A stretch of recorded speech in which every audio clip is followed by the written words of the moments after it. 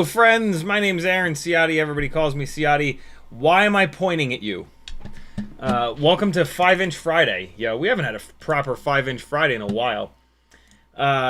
It's time to remove yet another old and moldy Crossfire module from another rig. So I've got a gig coming up next weekend for a cancer charity car rally, and they're going to be driving 50, 60, 70, 80 plus miles an hour, and so I have to be able to keep up with them. Apparently I'm going to be in a police car that passes them and then sets up, and then I can fly, and then they go past, and then I get back in the police car and it goes a million miles an hour. I don't know, dude. I don't know how any of this is legal. I do know it's legal. It's happening in Alabama. So yeah, I need to have stuff that goes fast. Luckily, I recently spent all that time on the Cineglide. So I'm gonna change the camera mount on that. Right now, it's got the Session 5 mount, which is what allows it to clear the 5.5-inch props. I'll drop that down from the 55-52 propellers to the 51-52 propellers, and that'll let me put a Hero 12 mount. That'll give me the room for a Hero 12 mount. So I'm kind of covered with that, but bringing just one rig is total suicide. I don't have anything else that's not on analog. I've got 2 freestyle analog glides here, but they're on little 2306s. So I busted out the not the Rossi, the Razorback, named after the fast ship in The Expanse that's white and red. So it's time to get the Razorback back on its feet. It should fly.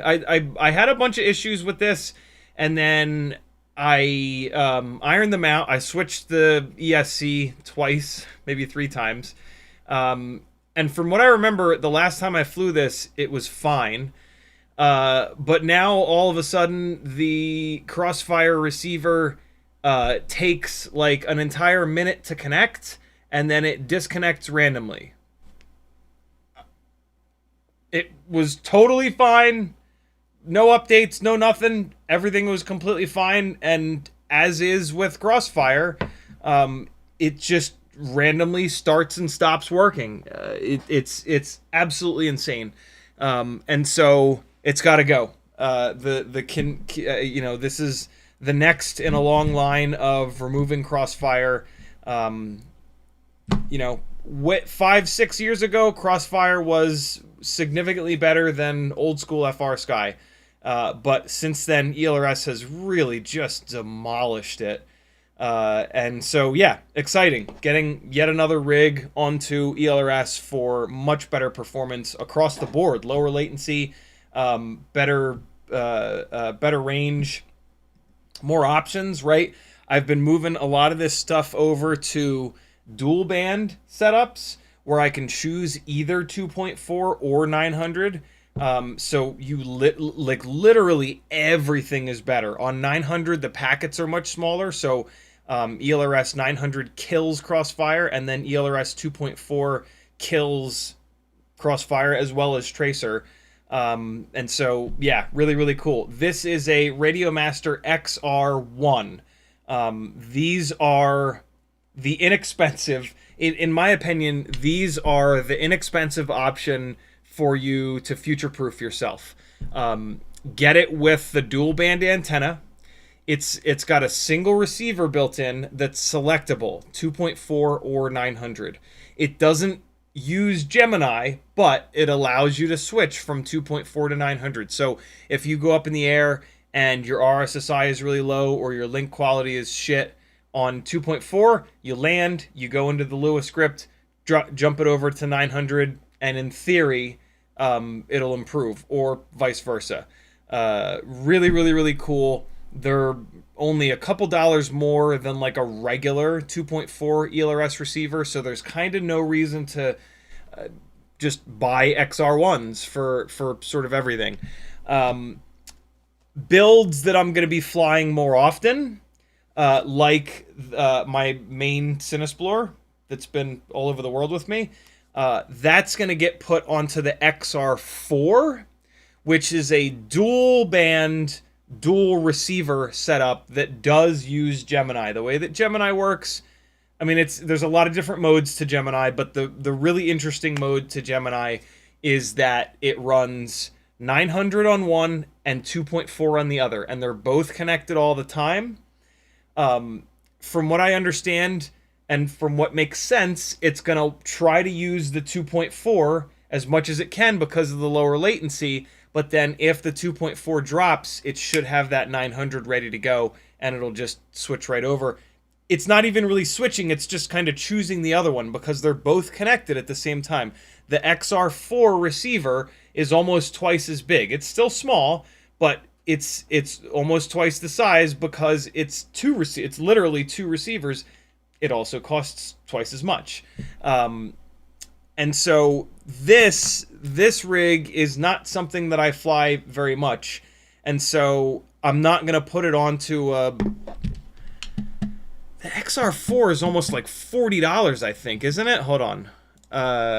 Radio Master XR4. Yeah, they are. They're $42, $43 versus the XR1, which is $17. And so I've got an extra XR1 here. It's going to go into this rig, and away we shall go. I've got another build that I would like to bring, which is my freestyle digital setup. But the ESC blew up on this. And so what we're going to attempt to do on this live stream is buy a 30x30 ESC, which, for those of you that haven't tried to buy anything recently, that might sound dumb. Like, you're going to try to buy an ESC? Just buy an ESC, you idiot. Watch. Watch when we try to buy an ESC for this one. Watch what an absolute nightmare it's going to be. We're going to do that last. But if we get to it,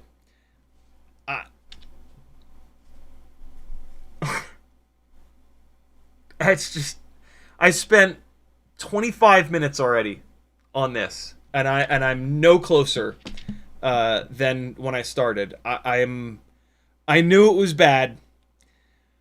I didn't know it was this bad. This is absolutely insane. And so, yeah, and I need it quick. That's the thing that I'm kind of scared about. So yeah, I'm gonna try. I'm gonna try my best. If I can't bring that build, that's okay. I'll have the Cineglide. I'll have this. That'll kind of be fine. This freestyle digital rig has been sitting here on the floor for way too long though, so it's got to get fixed. And so I might as well do. I want to buy another XR1. This was my extra spare one that I had here. So I want to buy another XR1. I need another ESC for the damn thing. I might as well just get it. This will also, hopefully, I'm hoping that I can find an ESC somewhere that also has the BetaFPV AIO V2 frame, so I can snag one of those and try it. Although in the process of Google searching that frame, I found a Reddit thread of somebody saying, for the love of God, don't buy the BetaFPV AIO V2 frame. It broke, two of them broke on their very first batteries, and then there was a whole bunch of other people that were like, yeah, this frame is awful. It breaks immediately. So I'm only going to buy one, and it sounds like it'll break right away. But this is what I do for you guys, for science, for you, to help you not buy the wrong thing, to hopefully save yourself some money. If I have ever, helped you not buy the wrong thing and not waste your hard-earned money, head on over to CiottiFPV.com and consider supporting me. I am completely crowdfunded. The only reason that I can do this as well as I do it and spend so much time on FPV every single week is because you guys support me. The main way that you support me is over on Patreon. You can join for as little as $3 a month. That's 10 cents a day. At some point, I've told you not to buy something, and it's saved you at least $3. So hook a brother up, send that back my way, and I'll help you not buy more stuff that sucks and catches on fire and burns your house down and kills your pet goats. In the chat, Cole Powers was first, Matthew W., Andrew Taylor, Brian Kirk, FizzPV, Uriel, the Bruce, B-Bird, Tamava, Raise FPV, Bitterroot, Levster, Whoop Fox, Yukon FPV. I'll take care of that beeping in a minute. Uriel, Flycadelic, Sporny, Brian Kirk, Boxed Penguin. What is that about? Boxed Penguin FPV, Yukon FPV. Can I get a channel? I haven't seen you in a while, brother. How the hell are you? Uriel, Yukon FPV. Thanks, friends, for coming on by. The flying at the beginning of the live stream was battery number 32 from Castle Crash. We've got about 20 more batteries to go at the beginning and end of every stream since Castle Crash 2 weekends ago. I've been playing all of my analog flight footage from the Whoop House. So if you want to see all the flying that I've done, you can check out all these live streams, beginning, end. There you go. I did a Castle Crash recap live stream where I played a whole bunch of the flight footage. But yeah, the flight footage chronicles 3 days where I changed the layout a little bit each day, and you'll get to see different builds. If you're ever wondering which build that was, just ask me. At the opening of the live stream, I can't handle it. At the opening of the live stream today, that was the Hummingbird V4 on the NX69 batteries. Yeah, 69. Right, here we go. Thank God. All right, so all's right with the world again. If you want to talk to me in the chat, type CiottiFPV. It'll light up an orange for me. If you want to get somebody else's attention, type their name. If you want to get RazeFPV's attention and ask him a question, type in your chat message RazeFPV. If you spell it right, for Raze, his own name will light up an orange. You can do that for yourself. If you're dying to know what it looks like, type your own name into a chat message, and you'll see when you post it, it lights up an orange. I only read the comments that you folks have tagged me. Levster says, hey, finally here. Finally, I'm here live to Joopy. Hello, everyone in CiottiFPV. I wonder what kind of a spelling weirdness Joopy was. Brian Kirk says, I'm trying to get my MAH accurate. What is the offset used for? I think I have the scale close, but if I sit idle, it's way off compared to flying. I don't know what the offset's for, to be honest. I've only ever used the scale. Is there a tooltip there? Let's take a look. I'm launching BetaFlight right now. Hi-oh! Virtual mode, experimental. Let's take a look. Power and battery. Oh, it's not going to give it to me. That's annoying. Hold on. Is there a USB port on this? There sure is. Let's take a look. No, Siri, stop. Go away. Siri, go away. Okay, cancel. Great. Okay. Yep, okay. Stop saying okay. The powered bat. Nope, no tooltip.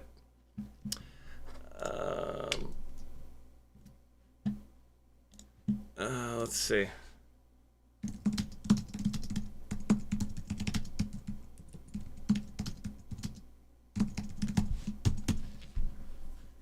Battery monitoring, BetaFlight, current sensor calibration. Here we go. Oscar Liang's got us covered, as always. Find offset. A is the scale, B is the offset. In most cases, offset is usually 0, and you only need to change scale. Oh, please don't just leave it at that. Don't just leave it at that. Here we go. Take the current draw, return the offset and scale value. What? I'm trying to figure this out quickly. Oh, this is the sketchy way of calibrating it. He's talking about strapping it to the bench and spinning it up with the props on. Don't do that. What is the purpose of the offset? If we I normally just offset to make the amp draw 0 or as close to 0 as possible when the quad is on the ground. Look at that. But you rarely need to do this, and when you do, you only need a small amount. There it is. I've built this winner, blah, blah, blah, blah, blah. Should I include offset in the equation? Scale, blah, blah, blah, blah, blah. Nobody answered him. Oh, so there you go. Very cool. Here comes a link to this. Don't do the mess. Shea Bruno, Siri freaked out too. Don't do the method of calibrating it, calibrating the scale that he mentions. That's way too sketchy. It's so easy to calibrate the scale. You fly a battery, and then you see what your milliamp hours used says. And then if that's not the exact MAH that the battery was that you just ran, you move the scale either up or down. I just guess. And then I see if it gets better or worse. If it gets better, then I keep going in that direction until it's correct. So you fly like 5 or 6 batteries in a row, you change the scale, each battery, and by the end of the 5th or 6th battery, your milliamp, you got to turn the milliamp hours used on in your OSD if it isn't already. And yeah, you just do it that way. Super straightforward, super simple. Fly a few more batteries, and you'll get it dialed damn near perfect. The other reason why that's really cool doing it that way is that it allows you to kind of like, we don't all fly our batteries down to the same exact amount, right? Some of us land a little bit earlier than others. And so it allows you to dial in that scale to be accurate for however far you fly the battery down. The only problem with that is that, like, if you land at 3.6 per cell, your scale is going to be off like a half decent amount, and then like your amp draw is going to be wrong as well, because that scale feeds into the amp draw. But who cares? Like, who cares about the amp draw being wrong? The you know, the amp draw number, you look at it once and you're like, wow, it pulled 60 amps, and then that's it. You never look at it again, right?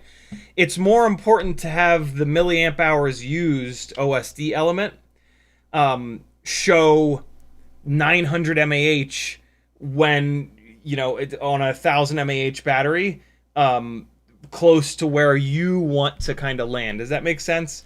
And like, you know, most people don't land at like 3.8 per cell. Most people come in at 3.6, 3.5, 3.4 per cell. And that's going to be pretty close. Setting that scale to in the right way for that, it's going to be pretty damn close. So, yeah.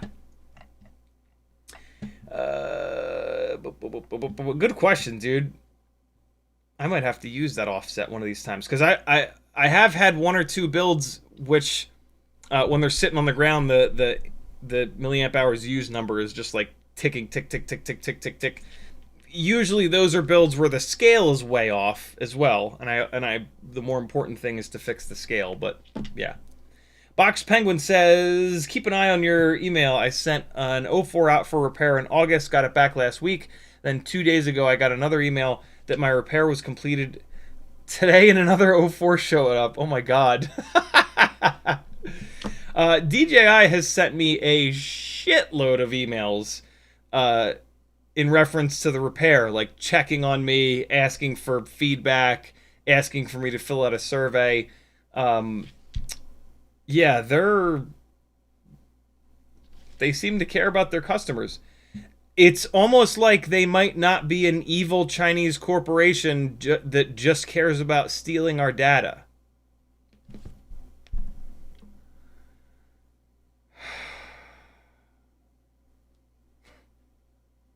It's almost like they just want to make really good products. It's almost as if demonizing them is the dumbest thing that anyone could ever do, ever, ever, ever, ever, ever. My God. You Can FPV says, where are you going? Alabama. It's like 3 hours from here. Middle of nowhere. Uriel says, things are bad. If you start thinking about it, it's even worse. I stopped thinking about it. Yeah, I'm trying my best, but oh boy. What a week. You Can FPV says, both of my Air 75 V2 frames were prizes, so I feel obligated to use them. They look cool too. Nice. Can I get a channel? Says, love you, brother. Thank you, dude.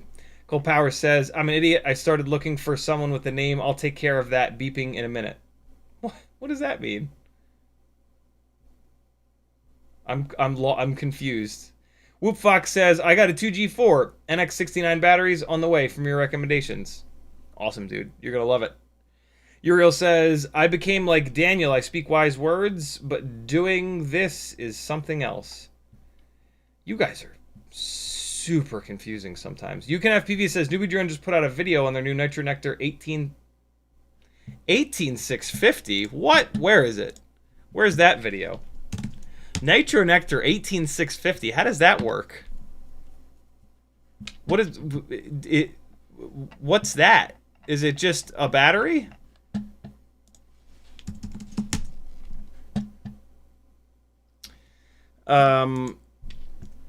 Let's see. I'm gonna take a guess that it's on their hipstergram. Look at that! What? Okay.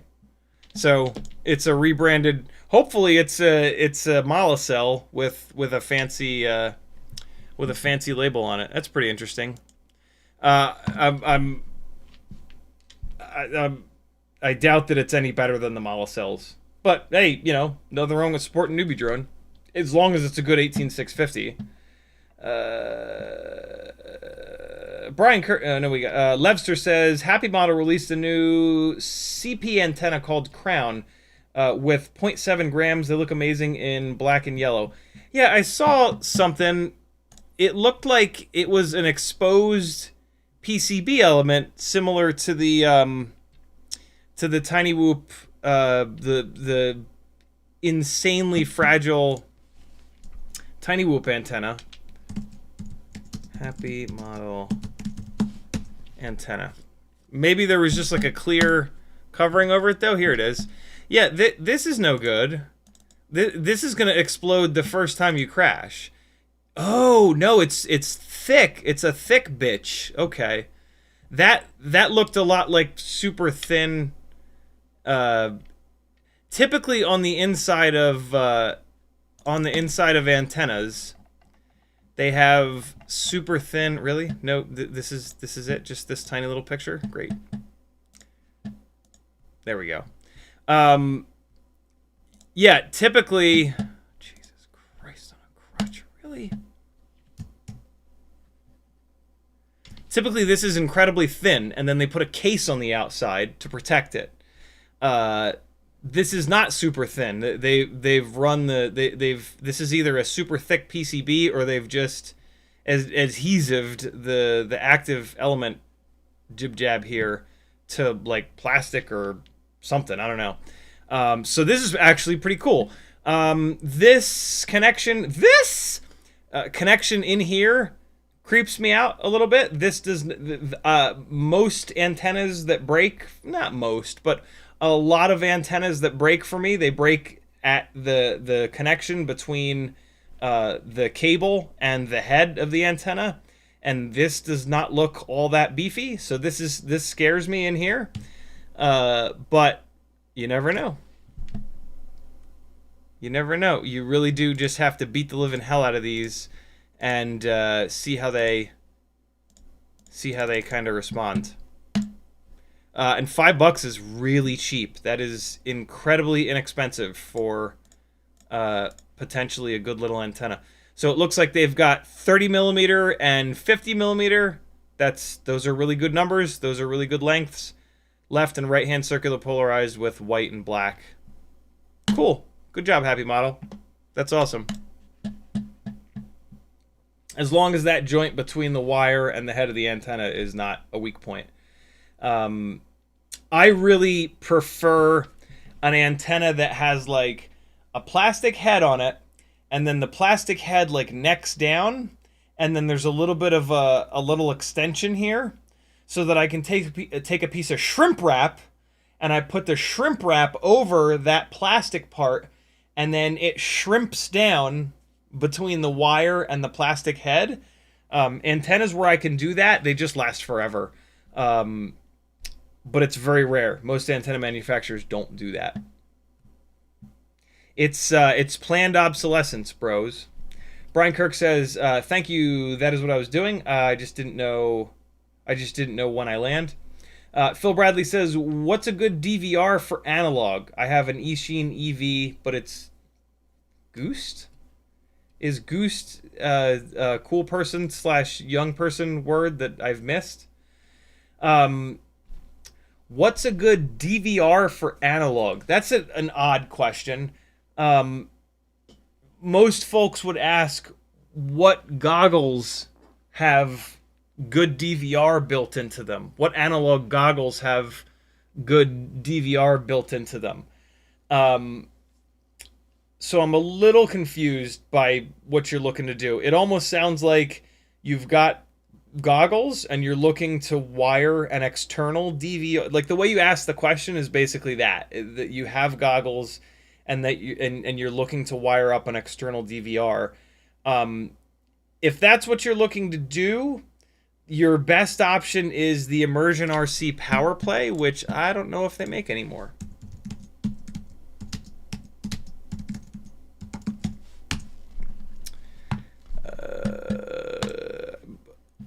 Oh, there you go. So this is your best option. It's awful expensive, but it has the little screen on it, and it's got batteries built in, so you can actually use this to power your goggles. But this is the best option. There really aren't any other options. Analog is so old that, like, nobody really makes stuff for it anymore. I mean, they do, but, like, there's not a huge selection. And so, like, yeah, there kind of aren't any options. Your best bet is going to be to look for goggles that have a good DVR module built into them. Your least expensive option is going to be SkyZone goggles. The absolute best DVR, full stop, is in the HDZero goggles, but now you're talking about $500-600. Yeah, there you go. Those are all the options. I mean, I think there's like a little, I think it's made by eSheen, DVR box that's like $20 on Amazon or eBay. That's it. There really are no other DVR options. It's typically built into the goggles.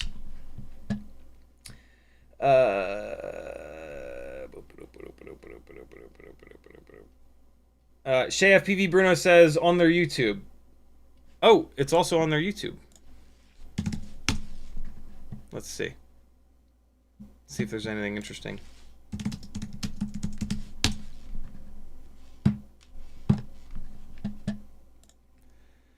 There it is. Oh my god. Shut up! Shut up! This guy's voice is awful. Oh, this guy. I don't know about this guy. So... Oh, okay. So they did one of these 18650 batteries. Builds. Interesting. Okay. Yeah, I mean, I doubt that they're making their own cell. And like I said, hopefully it's just a Mala cell, because apparently those are the best 18650s, with a fancy sticker on the outside. Looks like it's 10S. Interesting. 18650s are always going to be super low discharge. That's kind of standard.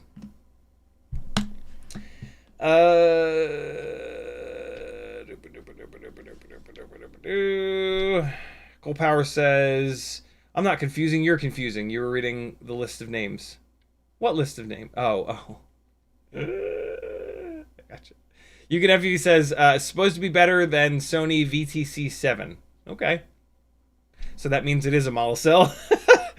Himox1 says, what do you think of the Flywoo new 5-in-1 and Happy Model new 5-in-1? You know, they're AIOs. They have all the AIO things. The only thing that makes one... Oh, You Can FPV says it's not a Mala cell. Interesting.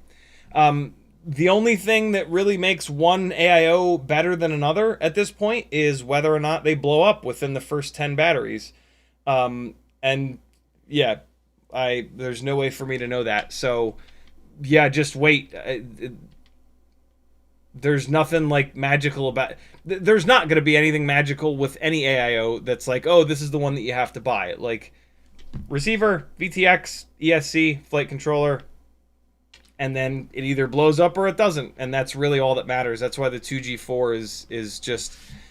It's awful hard to not just buy a 2G4, because we know that it's bulletproof. And, like, you know, why would you get something that we have no information on? Like, if you do, I love it, because then you can let us know if it blows up or not. But yeah, it's really hard not to just buy Happy Model 2G4s off of Weebleed until they're all gone. ShayFPV Bruno says they're making a long range to go with it. Yeah, it looks like they're just putting a battery tray on the bottom of a toothpick. You know, Matthew W says the Crown is super sturdy. I lashed it to a build with floss today. Performs well too. Awesome. Love that. It's really nice to have. It would be really nice to have a cheap, lightweight antenna.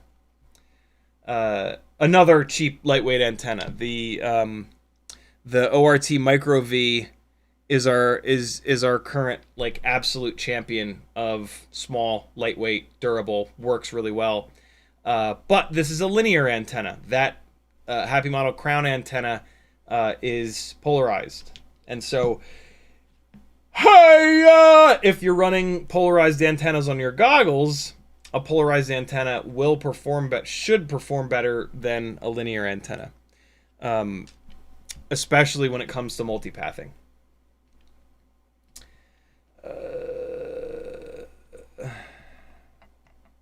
YouTube just did the thing and scrolled me to the bottom. Where the hell was I? There we go. FPV says, I broke my tinywhoop. That's it. The tinywhoop small. Super quick. Actually ran it without the paper part for a while. Yeah, mine only lasted a few batteries before they were basically not an antenna anymore. It's a shame. But it is absolutely outrageously lightweight. So if you're not going to crash, you can save a legitimate amount of weight with that small antenna. Small antenna. License to Drive says, shout if you want specific antenna mount, send me the antenna if you don't already have it. Thank you, dude. If you guys don't know, License to Drive is a super talented 3D CAD designer that's got a Thingiverse page with loads of amazing antenna mounts. You should check it out. Just go to Thingiverse and search for License to Drive. You'll find him. Frank Nicholas says they make displays with DVR and just receiver DVRs. You're right. You're right. Yeah. That's right. Those DVRs are not going to be... The DVRs in the displays are probably just that Ishin DVR. Matthew W says, posted Crown antenna mount photo in Discord general nonsense. There you guys go. Hey, speaking of, CiottiFPV.com has a link to my Patreon, which is the best spot to support me. If you like what I'm doing and want to see it continue, that's the only way to make it continue, is for you guys to all keep supporting me. There's also a link to my Discord. About half of my Discord is open to anyone, so you don't have to be a patron. The other half, you do have to be a patron to be a part of the rest of the Discord. But there's a picture of the Crown antenna in general nonsense. Phil Bradley says, many thanks, love the content, keep up the good work. Thank you, dude. FPV Bruno says, they say you can freestyle it with the 18650. I love Newbie Drone. I really do. One of the reasons why that new guy that's been doing a lot of their social media stuff bugs me is that he says an awful lot of stuff that a bunch of which is just patently not true. So yeah, you can't freestyle an 18th. I mean, technically you could freestyle fucking Teddy if you really wanted to, right? Like, if you were really motivated, you could freestyle this 20-pound schnauzer, but you're not gonna. He doesn't make nearly enough thrust. And so, yeah, saying that you can freestyle an 18650 battery is like saying that you enjoy putting your penis into a vice.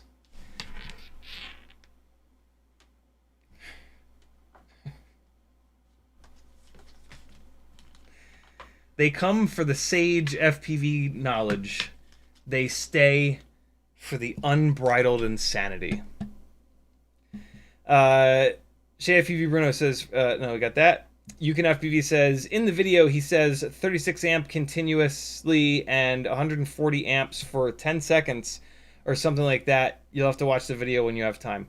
I'm not going to watch their video, to be really honest. I'm going to wait until somebody that I'm familiar with does a build with it and makes an actual video. Again, no offense to Newbie Drone, no offense to any one of these companies that's making stuff, but marketing videos are absolute and utter nonsense more often than they're even remotely factual. And like I said, that particular dude, I've seen him say a lot of things that are just absolutely wrong. So, but again, I do absolutely love Newbie Drone. They've been a super supporter. They make a lot of really good stuff. And frankly, I hope that that battery can do all of those things. That would be awesome. But we've never seen an 18650 battery that, you know what I mean, that has any significant performance. And like, I can't possibly imagine what it would cost to have a specific run of 18650 batteries done. You know what I mean? Like, but I would love to be wrong. I would absolutely love to be wrong. Frank Nicholas says, at Phil Bradley, CiottiFPV DVR/LCD Skies. Frank Nicholas dropping a link to Skyzone's website. Thank you, dude. Yeah, Skyzone at this point, like, if you're looking for a good DVR or a good set of analog goggles or both, yeah, boy, it certainly seems like Skyzone is the way to go. They really seem to have cornered the market on good quality goggles with good quality DVR. If I didn't have the HDZero goggles, I would have a set of Skyzones for sure. I don't know which set of Skyzones I would have. They've got, I think, 4 different sets of goggles, and I spent an hour at some point a couple months ago looking at their different goggles, trying to figure out the differences between them, and I got nowhere. I ended up like more confused than when I started, so you're on your own there. But yeah, Skyzone goggles are lots of people say that they're great, and lots of people also say that the DVR built into them is really good as well. All that being said, if you want the absolute best DVR, you have to get the HDZero goggles. They have the only DVR that's going to do deinterlacing, and they have the only DVR that doesn't drop frames. But from what I've heard, the Skyzone DVR is really, really good, and it's 60 frames a second, and yeah. So there you go. Cole Power says USB VRX can be paired to an Android phone with something like Next Camera and just use the phone to capture DVR. That's pretty cool. That's a really cool idea. I use a USB VRX, which is mounted up here to the ceiling for all of the flying that you guys see on these live streams. So if you've ever seen me flying around the house and wondered how I'm getting that video into the live stream, and or if you've ever thought, wow, this looks like pretty good quality, the quality is good because I'm sitting somewhere where I have I'm sitting in a good place for RF. Let's just say that, right?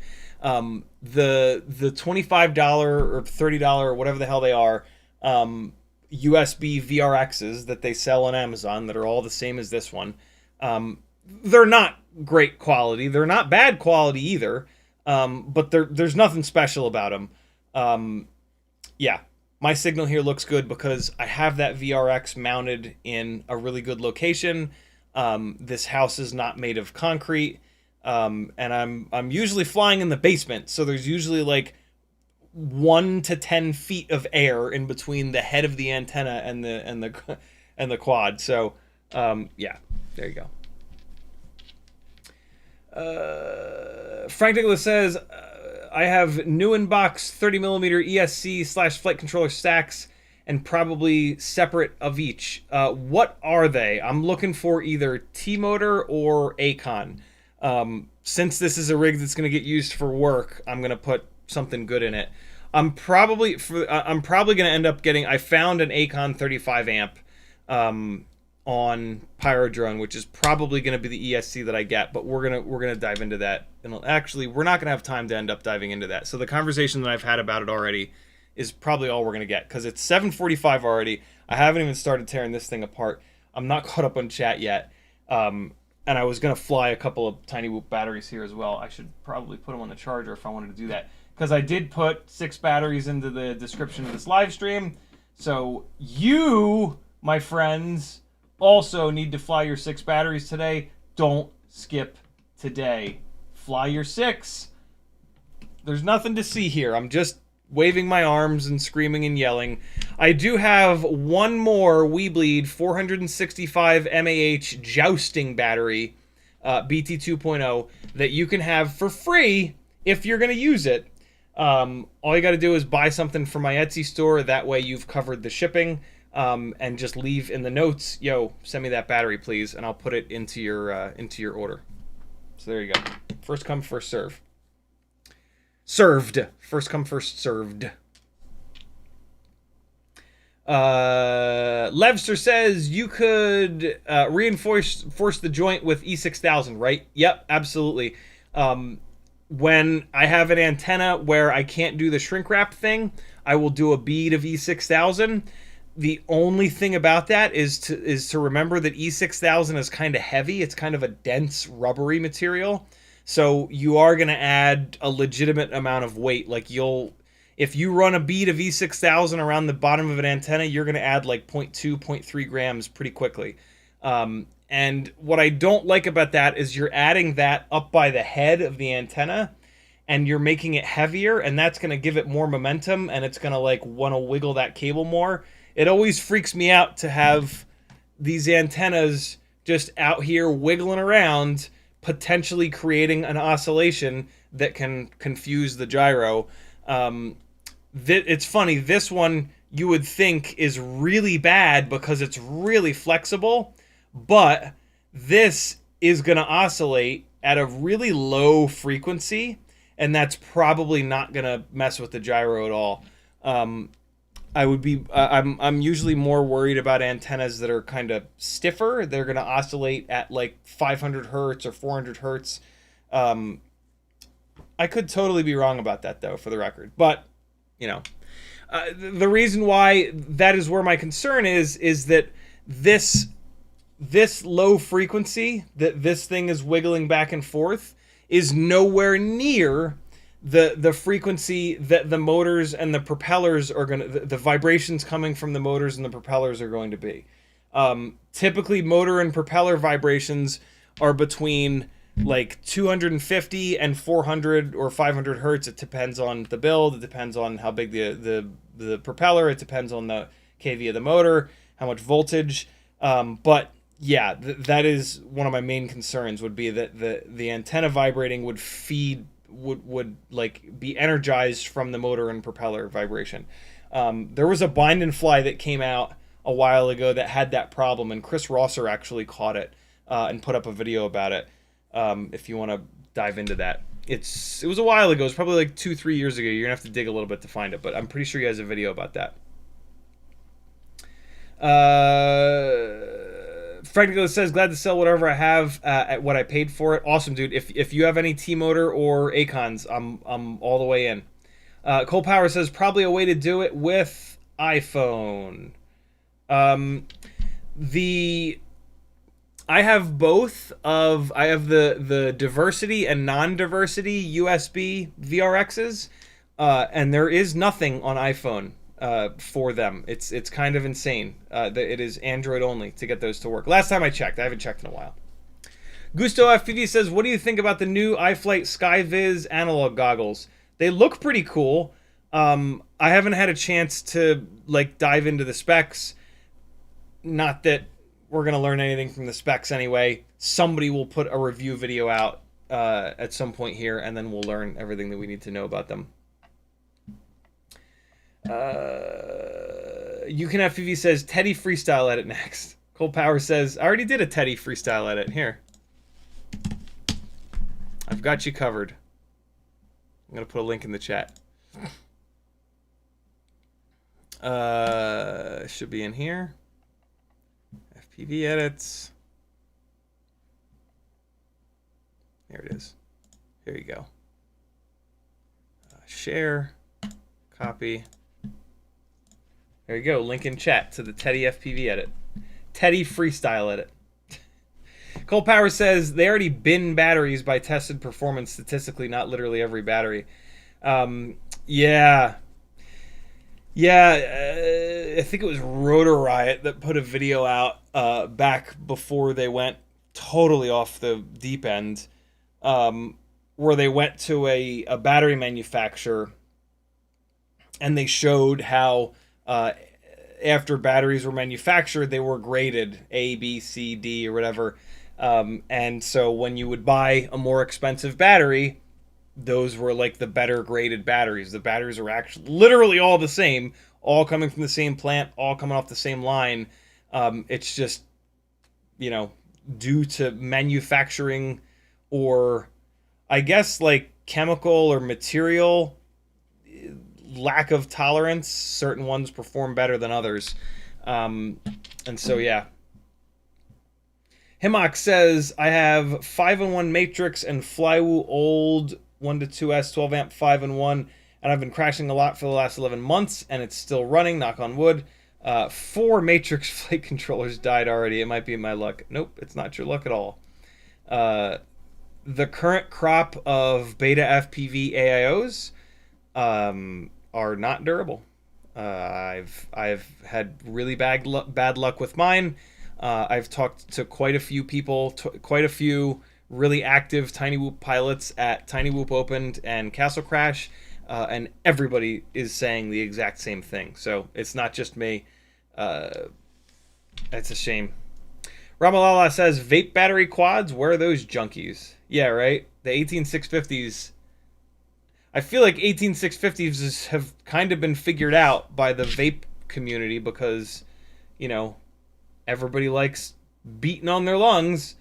And so I'm really skeptical of Newbie Drone finding some magical 18650 cell that the vape community, which is probably literally thousands of times bigger than the FPV community, haven't already figured out what their box mods. What a dumb name. Box mod.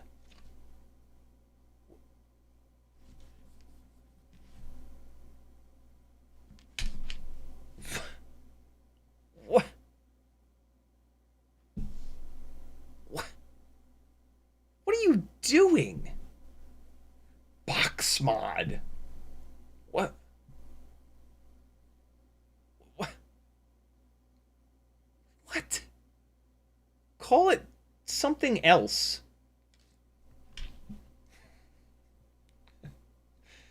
FPV says, if you can handle box goggles, the HDZero box are cheaper than any Sky Zone worth getting. Same price as Cobra V2. When the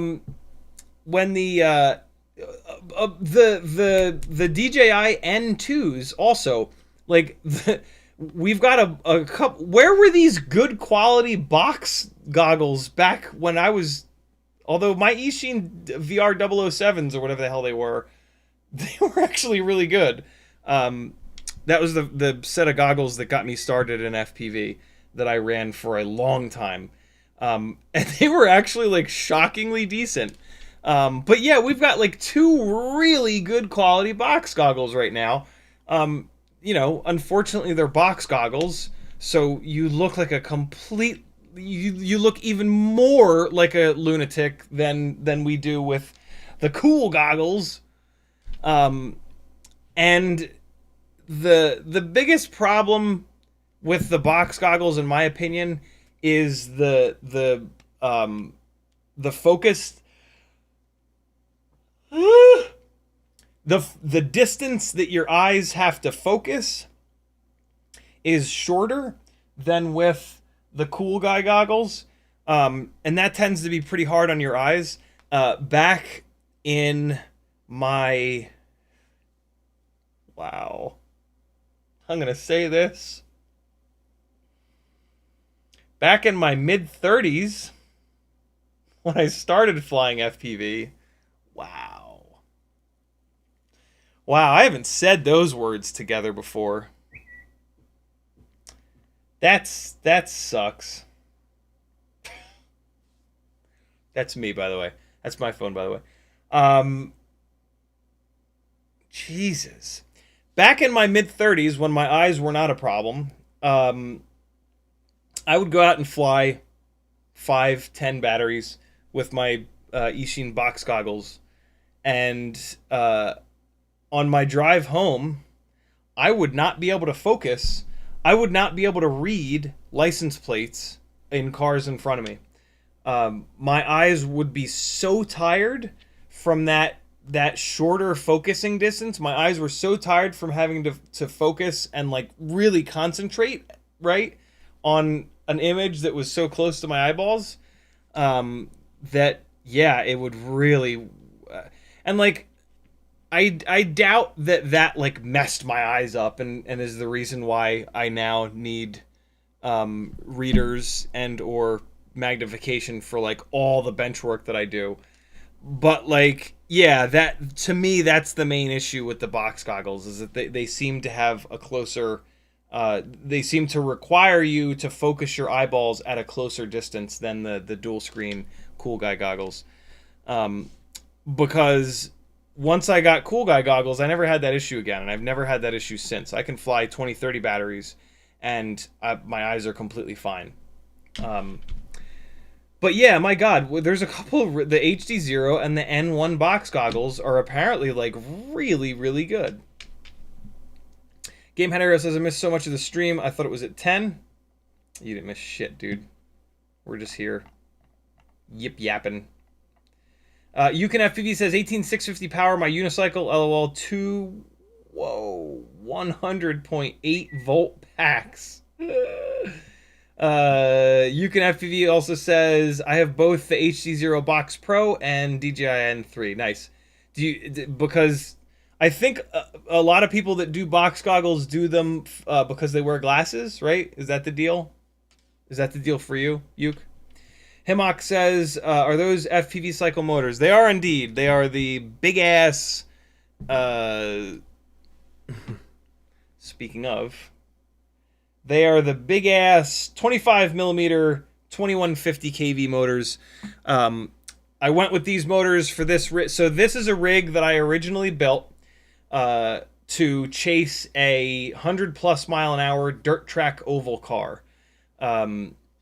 That gig unfortunately fell through because of the weather and then never ended up happening again. They were shooting a short film for it. I chose these motors for 2 reasons. A, they're white, and I was obsessed with the Expanse, and one of the ships in the Expanse, the Razorback, is white and red, and it's a really fast ship, and I was building this to go really fast, so I put as much white shit on it as I possibly could. That was the most important reason. No, it wasn't. The most important reason that I got these motors is that they're 2506, right? And so 2506, 6, 12, 18, 24, 25. So we've got a ratio of 4 to 1. That is a wide motor. The wider the motor, the more airflow it's going to pick up from the propellers, the cooler it's going to stay, the harder you can push it. Since this was a build to go really fast, that was really important. It was built to go nose down, you know, and just haul ass. And so if you're going to do that, you need a motor that's going to stay cool. The magnets hate heat. When a magnet starts to get really hot, it loses magnetism. When they lose magnetism, they make less power. But the ESC just keeps dumping power into them. And so that creates a ton of heat. So getting motors too hot is really, really, really bad. If you're in a scenario like racing or freestyle where you go full throttle and then zero throttle over and over and over again, when you go zero throttle, well, I mean, racers don't go zero throttle, but you know what I mean. When you come off of full throttle, the motors cool down pretty quick. This was not designed to do that. This was designed to just blast at like 70, 80, 90% throttle constant. And so a really wide motor is what you want for that sort of a, to use a disgusting and dirty and obnoxious corporate jargon word, use case.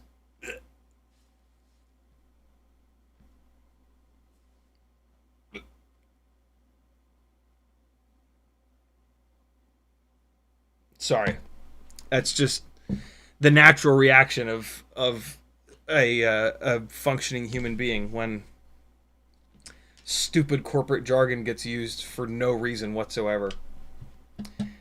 Frank Nicholas says, just I messaged you several pictures of my ESC flight controller inventory. Nice.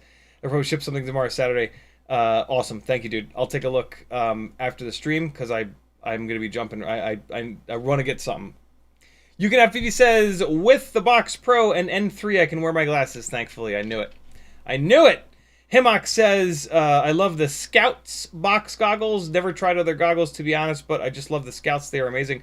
Are the Scouts the ones where you can pull the front of the goggle off and it becomes a screen? First and foremost, the fact that every single box goggle doesn't do that is an absolute crime against humanity.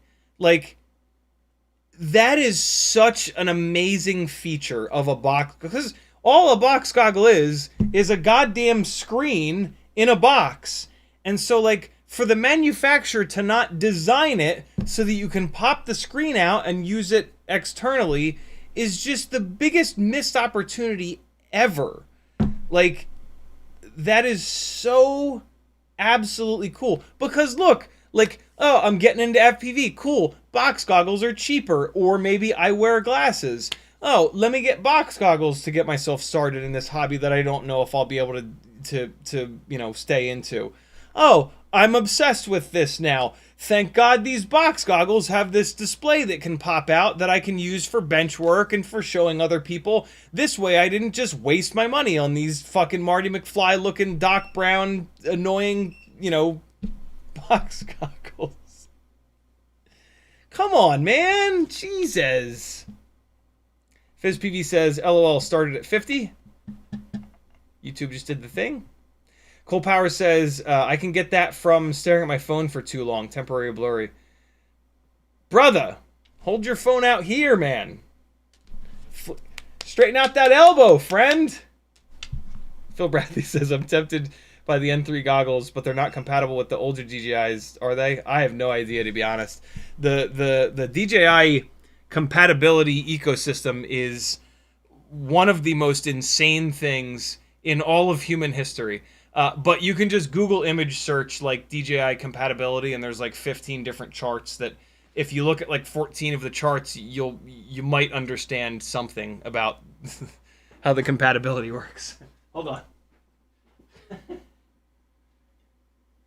All right. Transmitter batteries are now charged.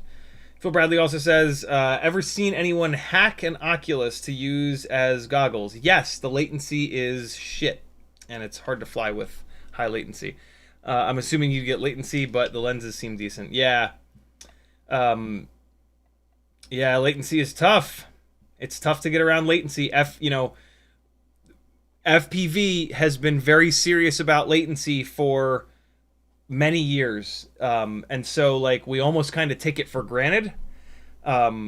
Sometimes we also take it for granted, but not always. We only sometimes take it for granted. Maggie and I were talking about the kitchen countertop the other day, and I got to make that dad joke, and it was ultra satisfying because we have faux granite countertops. And so it really hit. It hit different. Am I cool now? I said something that all the cool popular people say. Does that make me cool and popular now? That's how it works, right? My God. You Can FPV says, started with the Emax box goggles that the screen pops out. Thank you, Emax. Phil Bradley says the Eachine 800s have a pop-out screen. The Eachines that I had didn't, and it really bothered me. But I just ended up selling them to a friend of mine. Cole Power says, tell us how you really feel about box goggles. Box goggles are great, man. They really are. They got me. If it weren't for box goggles, I might not be here. I might not be in FPV. But boy, do they look awful.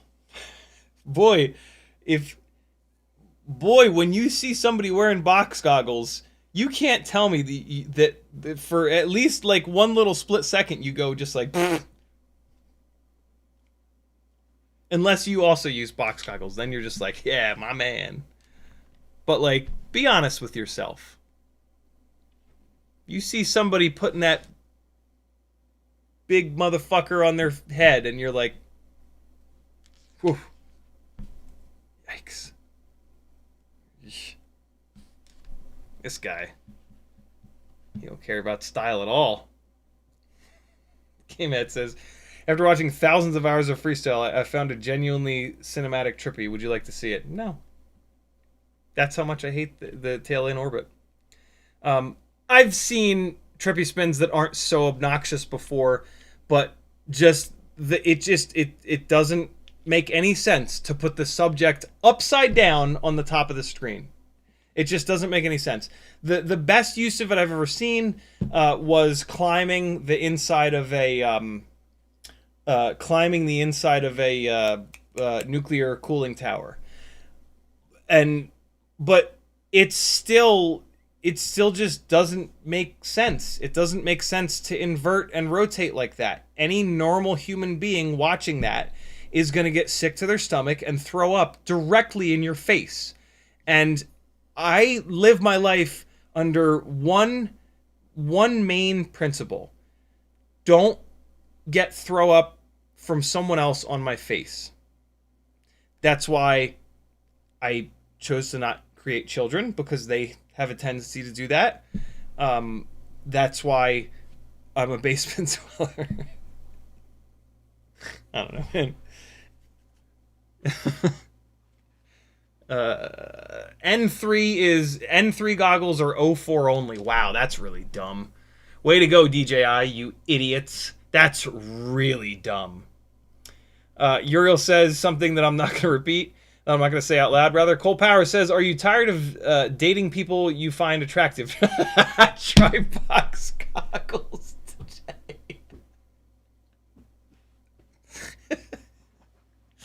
Are you tired of getting dates? Box goggles are for you.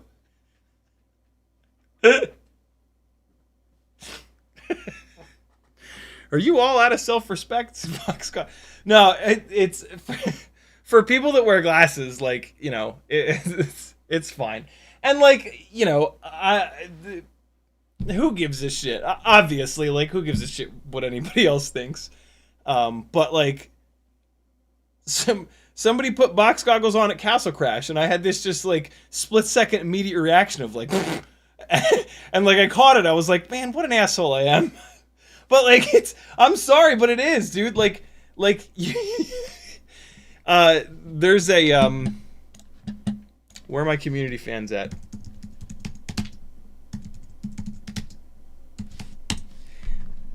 Like, this is what you look like. Like, sorry, but this is what you look like. This is it. And your mouth is open like that and everything. Like, this is it. This is it. This is box goggles to me. Sorry.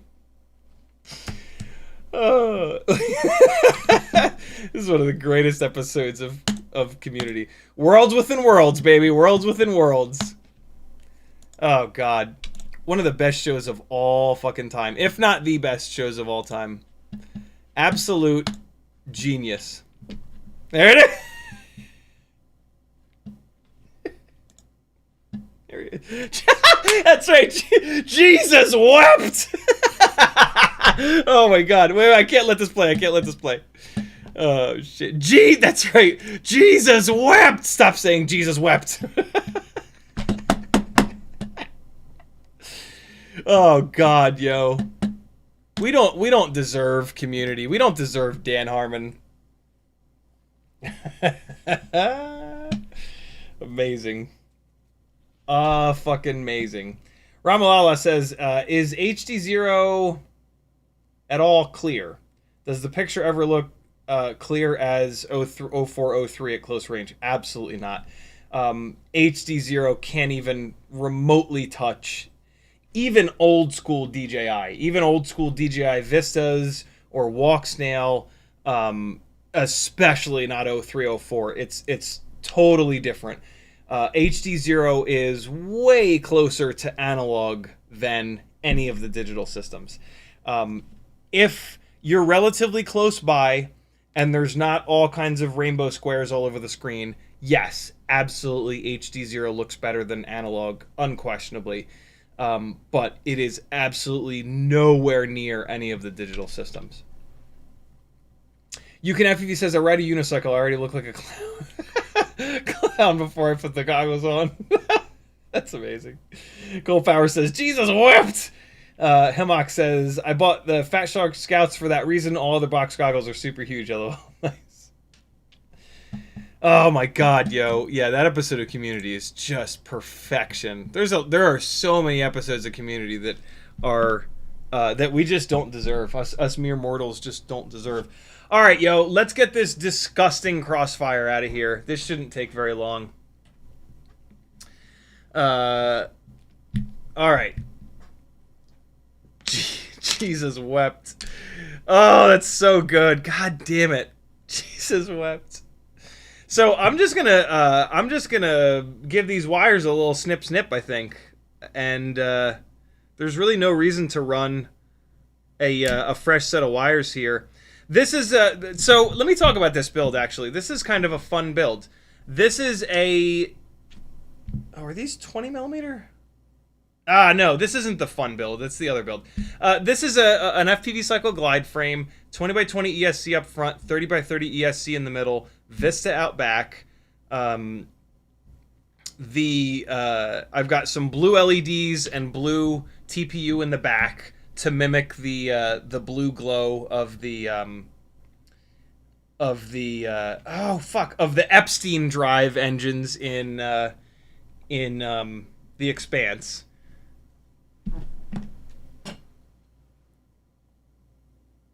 That's right, proper nerd shit tonight. And for some reason, I've got the... Well, it's because this LED is here. That's why. Usually what I do is I put the receiver... I VHB the receiver on top of the Vista. But, you know, it's important to look good. And so the LEDs have taken that spot. And it's fine. I've got plenty of room on top of the ESC here. So, yeah, let's get this ripped apart. And then maybe put back together. What time is it? 8:13? Yeah, we should have time to get this back together. And then we'll fly a couple batteries, and you guys can go on your merry way this lovely Friday night. Right, so here's the old VHB. This actually wasn't... I could have probably left that VHB on there. It wasn't all disgusting and dirty. I like to shrimp wrap my receivers. It makes them a little bit waterproof. Not totally waterproof, because where the wires come out, you can't really shrimp wrap that. You're always going to have a little bit of a gap. But like if I was flying this in the rain, the fact that I've shrimp wrapped the front and then pinched it, you get the shrimp wrap extra hot, and then you just pinch it closed. This is like this is probably like, I don't know, 90% waterproof. And so if I was flying in the rain, this would probably be totally fine. Filthy bastard. And then the other thing that I like to do is run the wires out the back along with the antenna. It makes it really strong and really clean, and then you can just stick it somewhere, and there you go. Uriel says, CiottiFPV, you're going to dance. I am not. Ramalala says, is it fresh? What's that from? Is it fresh? What's that? Is it fresh? Water resistant. Perfect, the Bruce. Yep, that's it. This is the water resistant way of doing it. And then It's not too bad. You can also, you know, with the shrink wrap on here, the other reason... this is actually important. This is actually a real discussion that we should have. On your receiver, always pay attention to where the bind button is, and don't run your antenna over the bind button. I used to make that mistake all the time, and then I sent Joshua a 5-inch rig to fly, and he actually called me on it. He's like, dude, I couldn't get to your bind button because you had the antenna going forward, and it covered up the bind button. I had to take your shit all apart. And I was like, dude, it's a good call. And so, yeah, run the antenna away from the bind button, especially if you're on Crossfire, because for some unbelievable reason, Crossfire always loses its bind, and you always have to get at the bind button. So yeah, when you're doing builds, get your antenna away from the bind button so that you can actually get to it without having to tear shit apart. It's super annoying that that they put the bind button directly next to the UFL port. Like, that's an insane thing to do, but hey. What are we gonna do about it? We just work here. Alright, I already can't see what I'm doing. Hold on. Let me get some, fart. Got the wrong camera on. Let me pull the chat over, too, because I'm going to be here doing some work. Phil Bradley says, if you're flying in the rain, do you use anything to keep the rain off the camera? Would Rain-X or another glass polish work well on the lens? Rain-X is what you want, or cat crap. There's a lens defogging, like, wax called cat crap that I have a little container of somewhere around here. Here it is.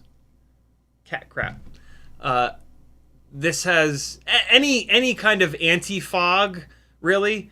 It just makes the water bead up and then blow away. And so, yeah, that's your best bet. I've never actually done that because I've never, like, purposefully flown in the rain. For me, like, when it starts to rain, I bring the quad down. Because, like, even with that stuff on the lens, it's not going to blow everything off the lens, and, like, and so you're not getting any good video. And so it's like, yeah, just come home. And like, the rain is not good. Even if you've, I've talked to a whole bunch of folks that have spent a whole bunch of time trying to build fully waterproof quads, and every single one of them that I've talked to, no matter how much work they've done, have told me that it's 50-50 whether or not it's actually going to continue flying in the rain. And those odds are insane. And so, yeah, I've never really dove into it. I do have a bottle of Conformal. If, like, for some reason I get a gig where there's a chance that I'm going to get splashed by water, I will absolutely do a bunch of Conformal coating and do the Rain-X on the lens thing and all that jazz. But, yeah, flying in the rain is kind of like a zero-sum gain. So, just, in my opinion, just don't do it. You're just going to lose a rig or hurt somebody or, yeah. It might also be illegal. I forget what the rules are. It's hard to keep track. All right, so I've got the shrimp wrap chopped off here. It's being a little stubborn. Come on now. Cooperate, bitch. I get to rewatch Breaking Bad one of these days for the maybe fourth time. I think I've seen it all the way through 3 times, maybe only twice, with Maggie because she's never seen it. I'm super looking forward to it. It might not be for like another year though, because her new job as chair of her department at the college is quite time intensive, and so starting on a big series like that just doesn't really make much sense. I have to figure out if I want to do... So the most recent time I went through Breaking Bad was after the finale of Better Call Saul. And I watched all of Better Call Saul, and then I rolled right into Breaking Bad. And I believe that is correct chronologically, but it almost felt like at some point it almost felt like Better Call Saul was doing this, and then Breaking Bad started somewhere here, and then this ended, and it didn't feel like this. It didn't feel like at the end of Better Call Saul, maybe it did, but I don't know. It's hard, man. It's hard when a show is made 10 years ago, and then they do a prequel to it 10 years after that. You know what I mean? Like, that's tough. So yeah, I don't know. I don't know if it would make more sense to do Breaking Bad first with her and then Better Call Saul. I had watched Breaking Bad once or twice all the way through. Initially, when it was like live or whatever you want to say, and then a number of years later, I just watched it again, and then eventually I watched Better Call Saul. So I sort of did it both ways, and then I watched Breaking Bad again. But there was a big gap in between, so like, yeah, I don't know what to. Chaos Wonder says, I think it does cross timeline. Yeah, that's the word for it. Cross timeline. That's what an intelligent person would say. Not use their hands like line graphs. Like a complete crazy person. Okay, so let's take a look at what TX and RX the Crossfire Nano is, so that I don't wire this ELRS receiver up wrong. Crossfire Nano wiring. So what do we got here? I was like, why is everything out of focus but so close to me? All right, so RX is all the way off on the side. And so here's the XR1. Hopefully RX is all the way on the outside. It is indeed. And then ground is all the way on the other side. Fantastic. Thank you, Radio Master, for... Oh. Look at this. Look. This is how an intelligent company does it. First and foremost, they keep the pad layout the same as the established receiver so that it makes your life 1,000 times easier. Second off, and now we're getting into huge, but seemingly small, but actually huge improvements over the Crossfire Nano. Secondly, they silk screen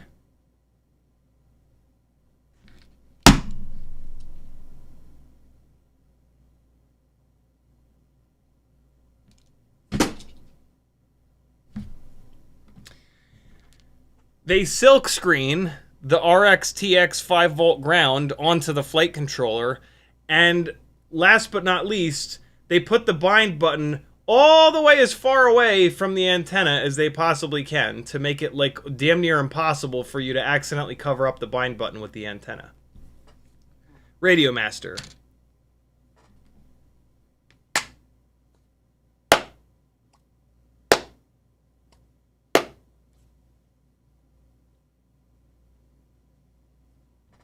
My man.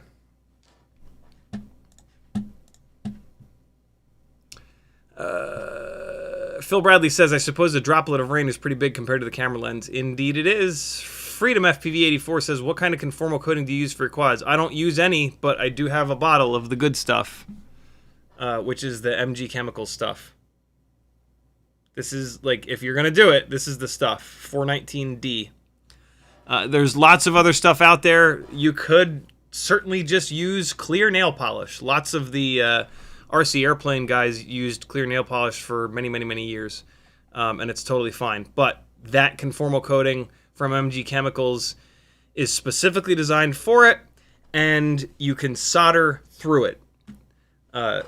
Nail polish or like the really thick conformal coating that's out there, boy, is it a pain in the ass. Not a sarcastic clap, slow clap.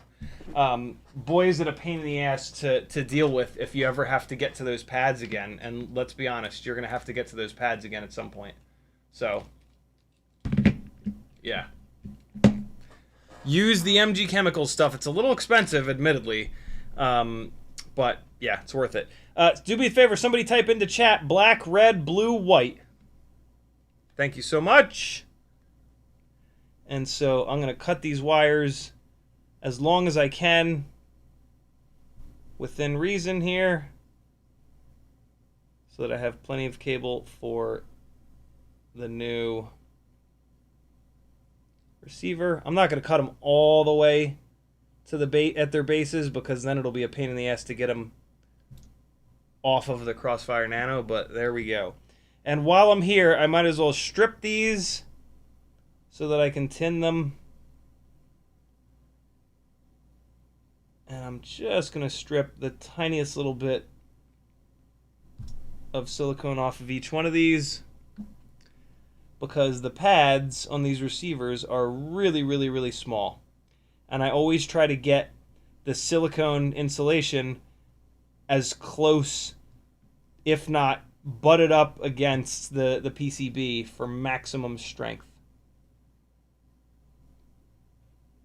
And so, in my opinion, always try to strip the minimum amount of silicone from these wires as you possibly can.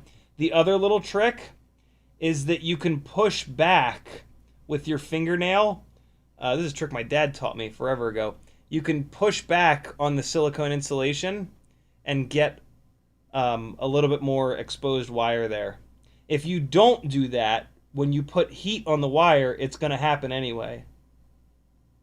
So it's actually really good to do that. So the you know, like what you see me doing here, if you use your fingernails, you don't have to worry about accidentally nicking one of the inner wires, which is really nice because on 30 gauge wire, for example, sometimes there's only 8 strands of wire on the inside. So if you nick one of those, you've reduced like 12 point something% of the throughput of that wire. If it's just a receiver, that probably doesn't matter. But like a tinywhoop motor, that could matter. Know what I'm saying? So I really prefer fingernails as my method of stripping wires, unless they're big, thick wires. But yeah, your fingernails are connected to your fingers, so they're like ready to go. And yeah, you'll never nick the inner strand of wire. So now we're gonna tin these. My soldering iron is at 710 degrees because I try to get in and out as quickly as possible. Just like just like my ex-wife.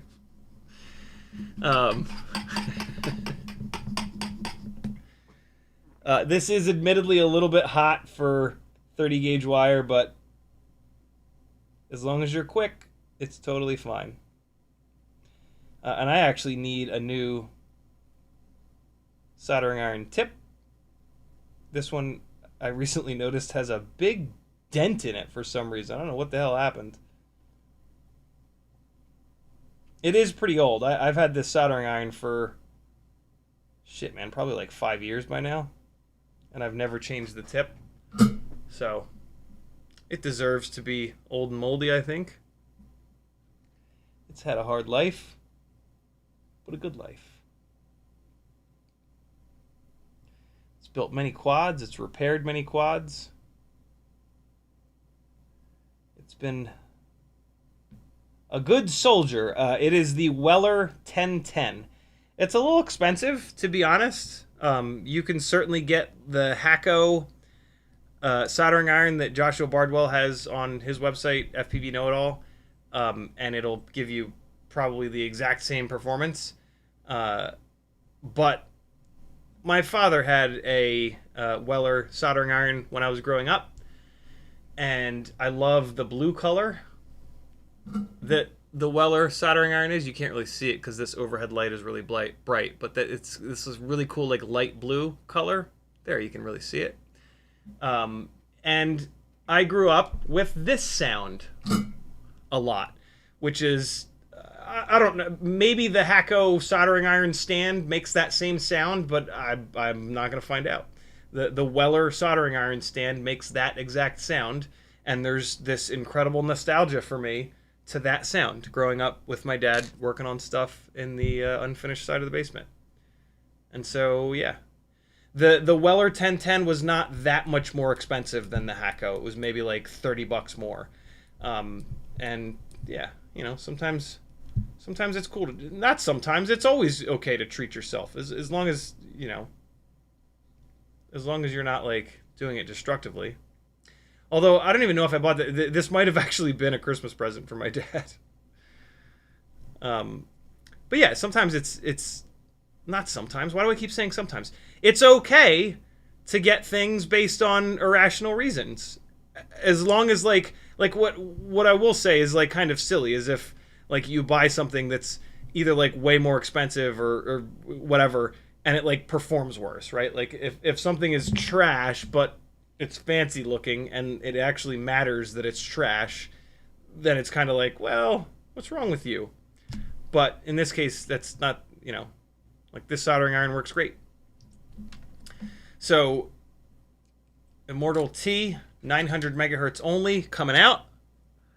And then we are going to cram this dual band antenna on in here in its place. It's really not a good way for me to... I guess if I flip it around like this, I can maybe do this. So let's unplug this. We'll just route the wire up and through. And so what I do with these dual band antennas is just I use the regular old drop down TPU jib jabs, and I just put the big long 900 megahertz through there, and then close them up, and all is right with the world. Just let the 2.4 hang out like that. It's totally cool. I've been doing this for a while, and it's...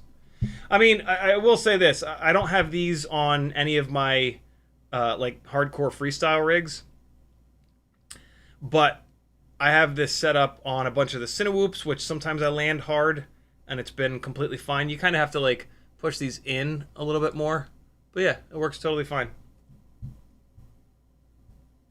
On a freestyle rig, I might look for a little bit more of a secure kind of mounting setup, but for, like, a cinematic rig, this is fine. You're not going to be crashing and bashing something like this. All right, so black, red, blue, white. Okay, cool. These wires are still sitting in that kind of orientation. So here is the XR1. Also, one of the really cool things that they did is they put pads on both the top and the bottom. And they put the little pockets in the side here. So if you want to solder vertical, you can put them in the little pockets. I'm not going to do that. I'm going to solder the wires in this direction. So I'm going to solder them flat like this. Let me put something on top of this ESC. I'm going to do a piece of masking tape. Hold on. Just to avoid solder balls.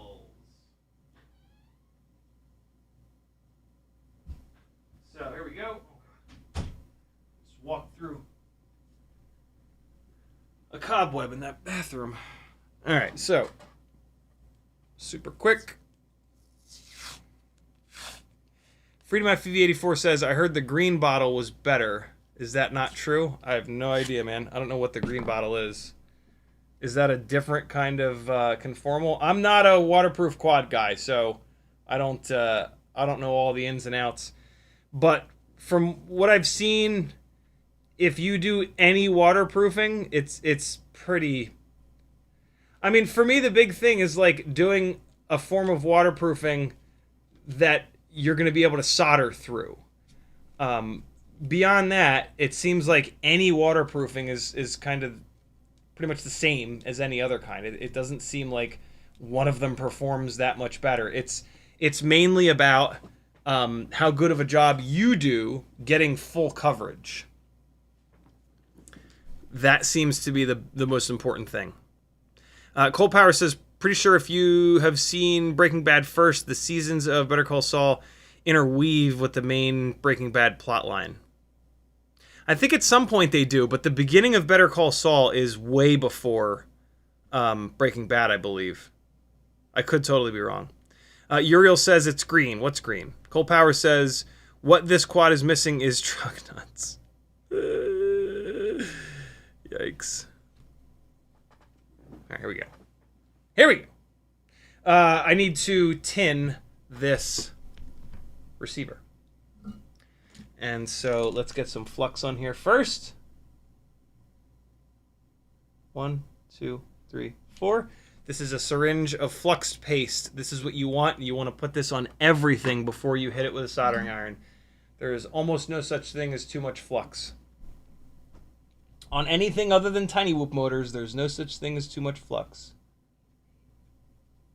It will make the quality of your solder joints, and it'll make the job of soldering. It'll make the quality of the joints way better, and it'll make the job of soldering way easier. It is a win-win. If you're having trouble with soldering, you're either not using any flux, or you're not using enough flux, or you're not using flux paste.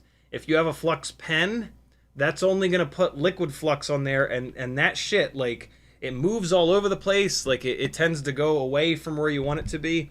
The flux paste stays exactly where you need it, and it's just awesome. Always move the work to you. Don't bring your arm up in this weird-ass position and be super uncomfortable. Rotate the work so that you can bring the soldering iron in cleanly, and you can hold the wires cleanly. I'm going to use tweezers for this. That's what she said. Cleaning the tip of the soldering iron, hoping that the tip doesn't break in half.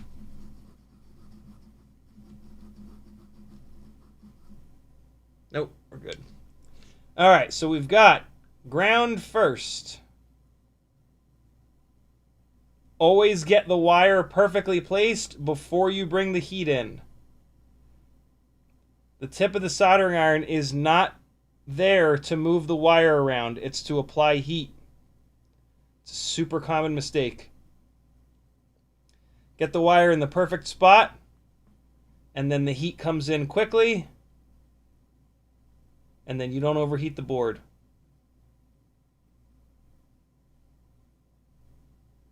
Can't see what the hell I'm doing. Also, make sure you can see what you're doing.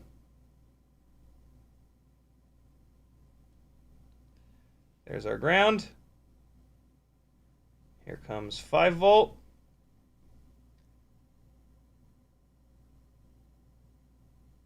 Soldering is about patience as much as like technique and everything else. If you rush, the quality of your work's going to suck. But what's interesting is, like, you want to get on and off the pad. You have to not rush the setup. You have to not rush, oh, I don't need flux. You have to not rush all these other things so that you can put heat on quickly and then remove it. I'm very carefully getting each one of these wires in just the very tip of the tweezers so that I can push the tweezers very gently down against the board so that the wire does not move at all. When the wire is cooling, you need to be steady. And one of the easiest ways to do that is to have a little point of contact. And in my case, that's typically pushing the tips of the tweezers down very gently against the PCB.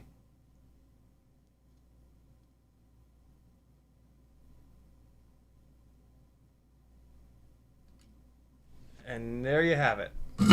Oops. This is what you want.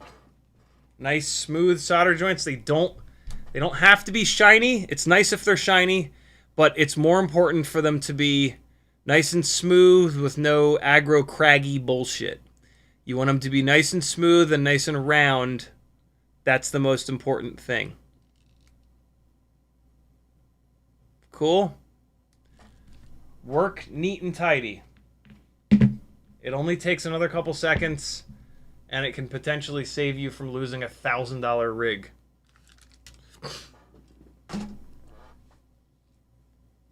Can I get a channel? Says, oh shit, I forgot to put the heat shrink on there. So, the other really cool thing about exiting your wires in the same direction that you're exiting the antenna is that you can't forget to put the heat shrink on. I mean, in this case, even if I did want to run the antenna cable out the front of this thing, I can put the I can still put the heat shrink on now. You know what I mean? Because the UFL hasn't been snapped on yet, and even if it was snapped on, I could just unsnap it on. But yeah, there's a couple soldering tips for you.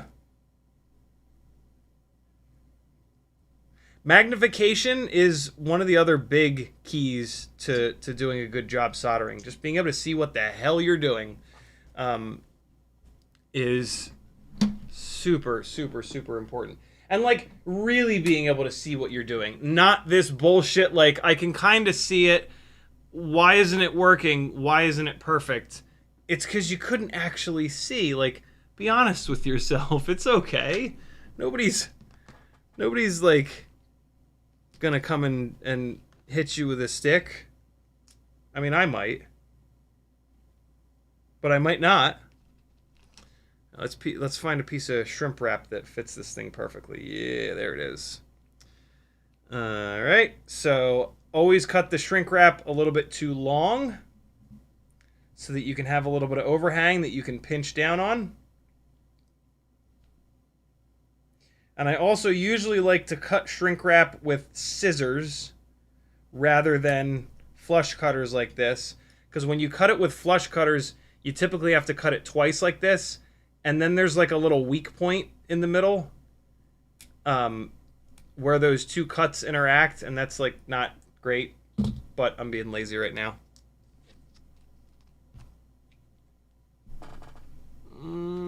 Get in there. Okay, so let me figure out what I want to do with this antenna. I have a lot of extra wire on the antenna. One option would be to try to so I could mount this guy sideways like this, and then I could run the antenna over here. Not really. But what I want to try to do is get this bind button like outwards if possible. And so how can I do that? I would actually prefer if this was on the other side, but I've got this battery cable coming out of the other side, so this is fine. Yeah,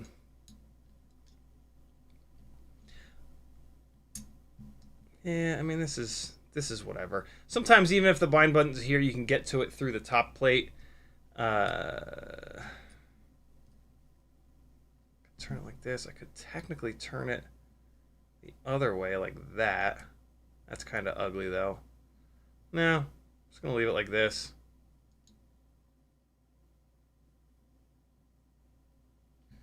And these cables are kind of spun up coming out the back of it. Just try to keep them nice and clean. Yeah, there's going to be some extra... There's going to be a bunch of extra wire on this antenna, but it'll be fine. I mean, I could like wrap it around there. No, I'm not going to do that. I'm just going to let it chill. Just going to send it out the back here, and then it'll just kind of lay on top of the VTX. No sweat. One of the little nice things that kind of happened here, if you can see, there's basically a half of a turn in this wire, and so it's doing this little coil thing here. You see it? See how it's coiling upwards like this? This will help this wire not try to go out into the propellers. And so that I had 50-50 shot the way that I mounted this antenna in the back for that to happen. If you were really concerned with that, that's something that you could do. You could go back and rotate this antenna in the back so that there is some, or you could just take this head and just twist it a full turn, and then the wire is going to want to do this, and it's going to want to stay on the center line.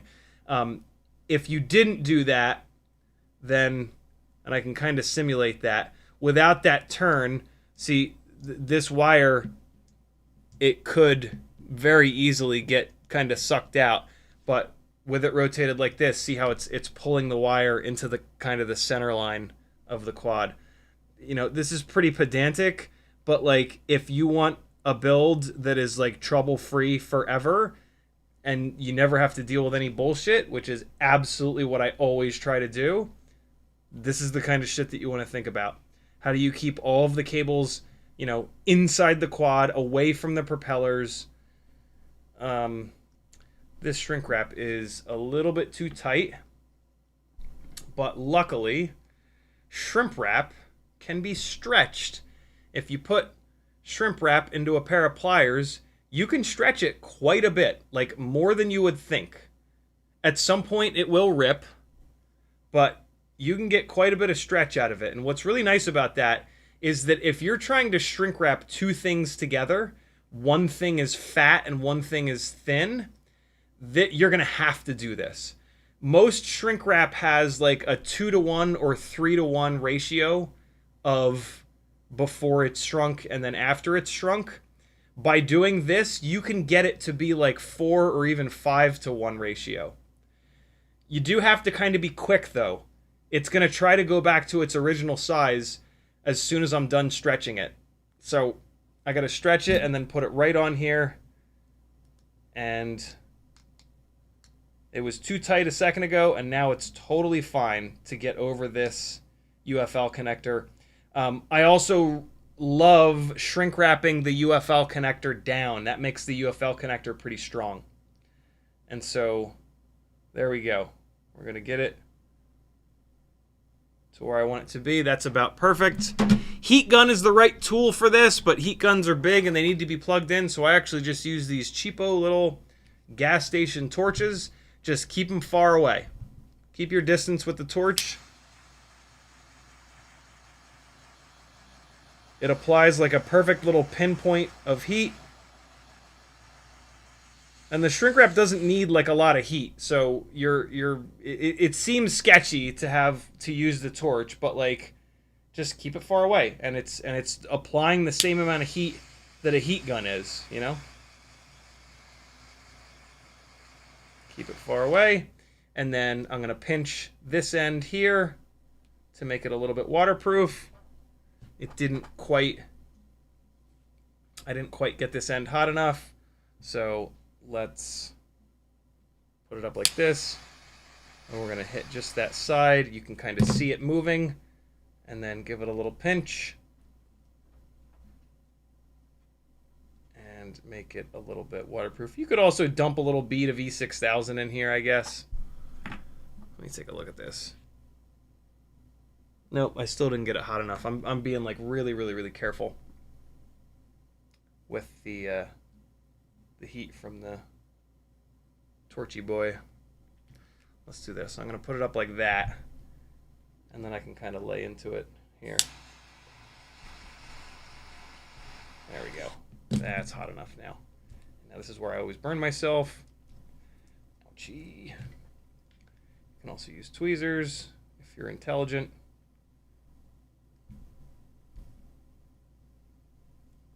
There it is. When you use the tweezers, it gives it a series of ridges. It becomes ridged for everyone's pleasure.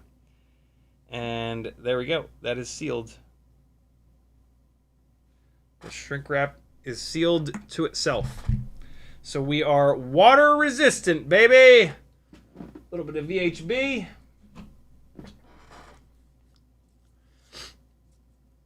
And we will be good to go.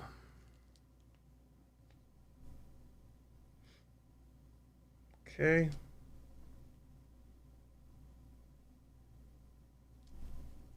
Do yourself a favor, spend a couple extra dollars and get the proper 3M VHB. It is legitimately better. The 3M VHB is the jam. It's well worth. God, I can't see a fucking thing. It's well worth it. If you're having trouble getting the wax paper off VHB, use magnification. As soon as you can see what you're doing, it becomes super easy. I used to have such a hard time getting that shit off of there. All I needed to do was put the 5X loop in my face, and then it becomes incredibly easy. Throw it on the bottom here. I also run the wires on the same side as the UFL connector, so that the bottom is totally flat, and so that when I VHB it to something, I don't have to put like 18 layers of VHB, right? Like this is, the bottom is nice and flat, so I can just find the perfect little spot here with enough gap on the back, drop it down, and easy peasy lemon squeezy. I don't know why I added a to that. I just felt right in the moment. 3M is indeed God. Can I get a channel? Agreed. And then the ESC heatsink will get hot, and that'll really make this VHB stick like hell. But always give it a little pull just to make sure it's not going to pop off. And so yeah, the antenna cable, you can see it's kind of looping up. When I put the top plate on, it's going to push it down, and that should keep it plenty away from the propellers. But that's always something that you want to check for. Make sure that hopefully none of your cables are long enough that they can reach the propellers and get ripped off. Speaking of top plates, where the hell is it? Here it is. I shouldn't need the bind button, but now is the perfect time to bind it. Don't put the top plate on and then realize that you can't get to the bind button. I'm going to use the really cool little Neminmo trick that I've discovered recently.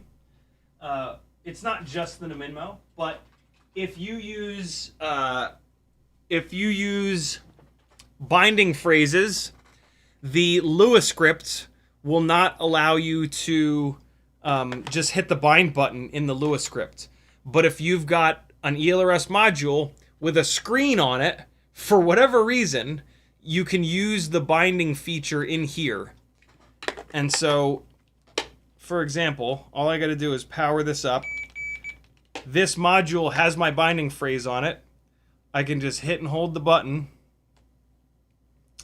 go into bind mode, press to send bind request, and then it'll just bind right up to this thing. So let's get a battery here. This little 2S battery will get the job done, I'll bet. And plug in here. This is a ViFly Shortsaver2. This needs to be in your arsenal of things. Well, I don't like that it didn't give me the second beep. Oh, it tripped. Look at that. It's only on 1 amp mode. I'll push this button to put it into 2 amp mode. We'll do it again. There we go. And so now it's sending power to the receiver. I just hit the send binding request on the module. And let's hit it again. Binding. Bind mode. Maybe I do need to hit the bind button. A lot of receivers, the first time they power up, are in bind mode. Maybe I need to hold the button. Double flash like that always means, well, not always, but usually means it's in bind mode. Push the button on the module. Binding. There we go. It's no longer double flashing. Oh, there it goes. Yep. Green light is good. If I arm it, it'll probably trip. No, look at that. Look how slow it spin those motors because it's only on 2S. Oh, that's hysterical, yo. It spins them so slow. That's awesome.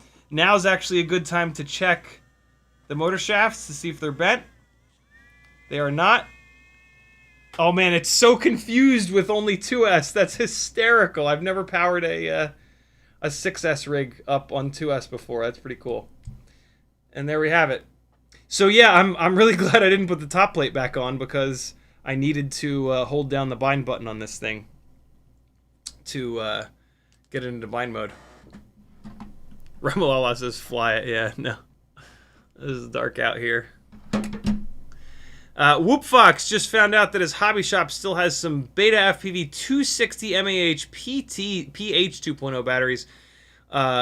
I got them NX69 in the batteries. I got two 260s. Should I buy more or just have fun with the two I got? Yeah, don't buy more. PH 2.0 batteries. PH 2.0 batteries are in the NX69 plug. They're not going to act like NX69 batteries. They're only going to act like PH 2.0 batteries. So yeah, don't buy any more of those. And they'll work. They will absolutely work, but you can't make up for the fact that the PH 2.0 battery has the really tiny little pins.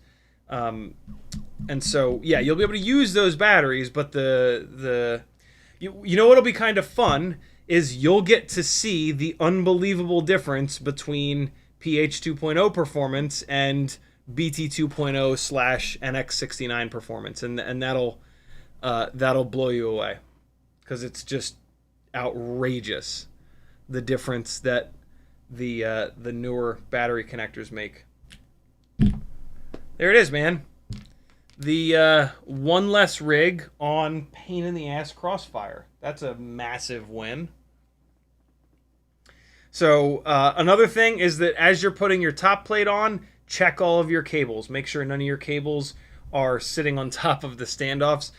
When I put the Siren F3 back together the other day, the VTX to camera MIPI cable was sitting on top here, and I didn't notice it, and I put the screw there and started turning the screw, and I ruined that cable. And that's super annoying, because those cables are like not, I don't know, like I say, they're hard to find, but like luckily I had an extra one. But yeah, that was like a $12 mistake, which is just dumb. So yeah, before you put the top plate on, always check those cables. It's so easy for one of those cables to be sitting on top of the standoff.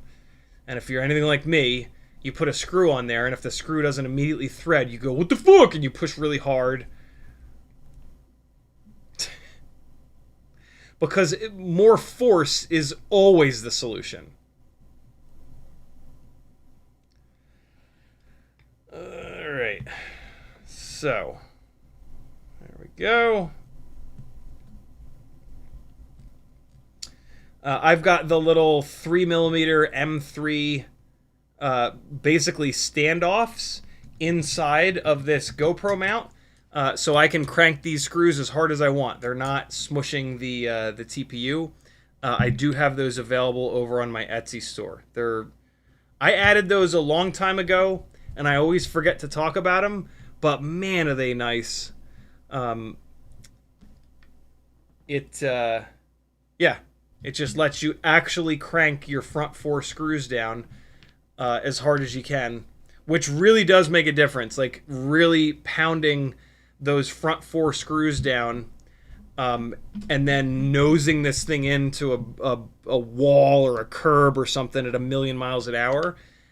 It makes a difference having those front top 4 screws actually be tight, rather than having them be like finger tight if you're not using those, because if you tighten them any more than that, it's going to smush the TPU to the point where your camera mount rips off.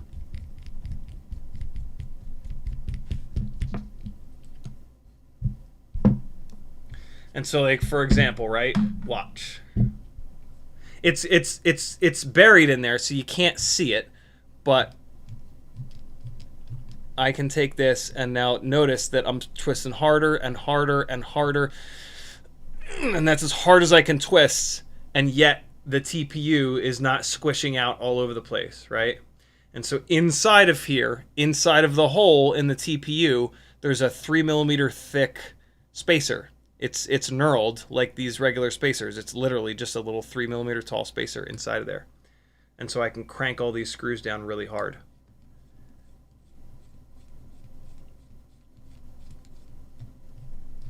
I stole that idea from Quadmula. Quadmula makes these, they make these collars here that I love using, but then they have an extendable part, a 3mm tall, more narrow part to drop down into the TPU. And so, and I really like these little colored collars, because they're wider and they spread the load out. And so if you hit really hard, and the GoPro wants to try to rip itself off, you've got more contact patch here because of these little collars. And they're one more thing that you can color code on your quad. Although it looks, I don't like doing red on red like this. I should have done this a different color. The contrast is where it's at. So I'm just going back to these rear ones and cranking these down real hard. And there we go. So this guy, these motors are only 25, they're 2506, right?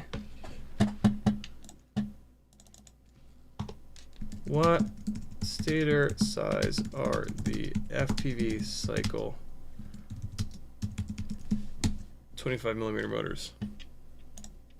Go to all.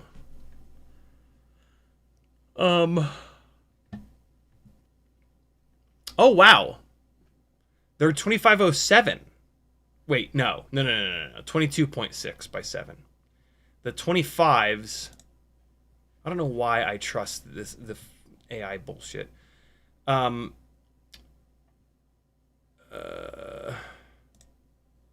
pretty sure they're 2506.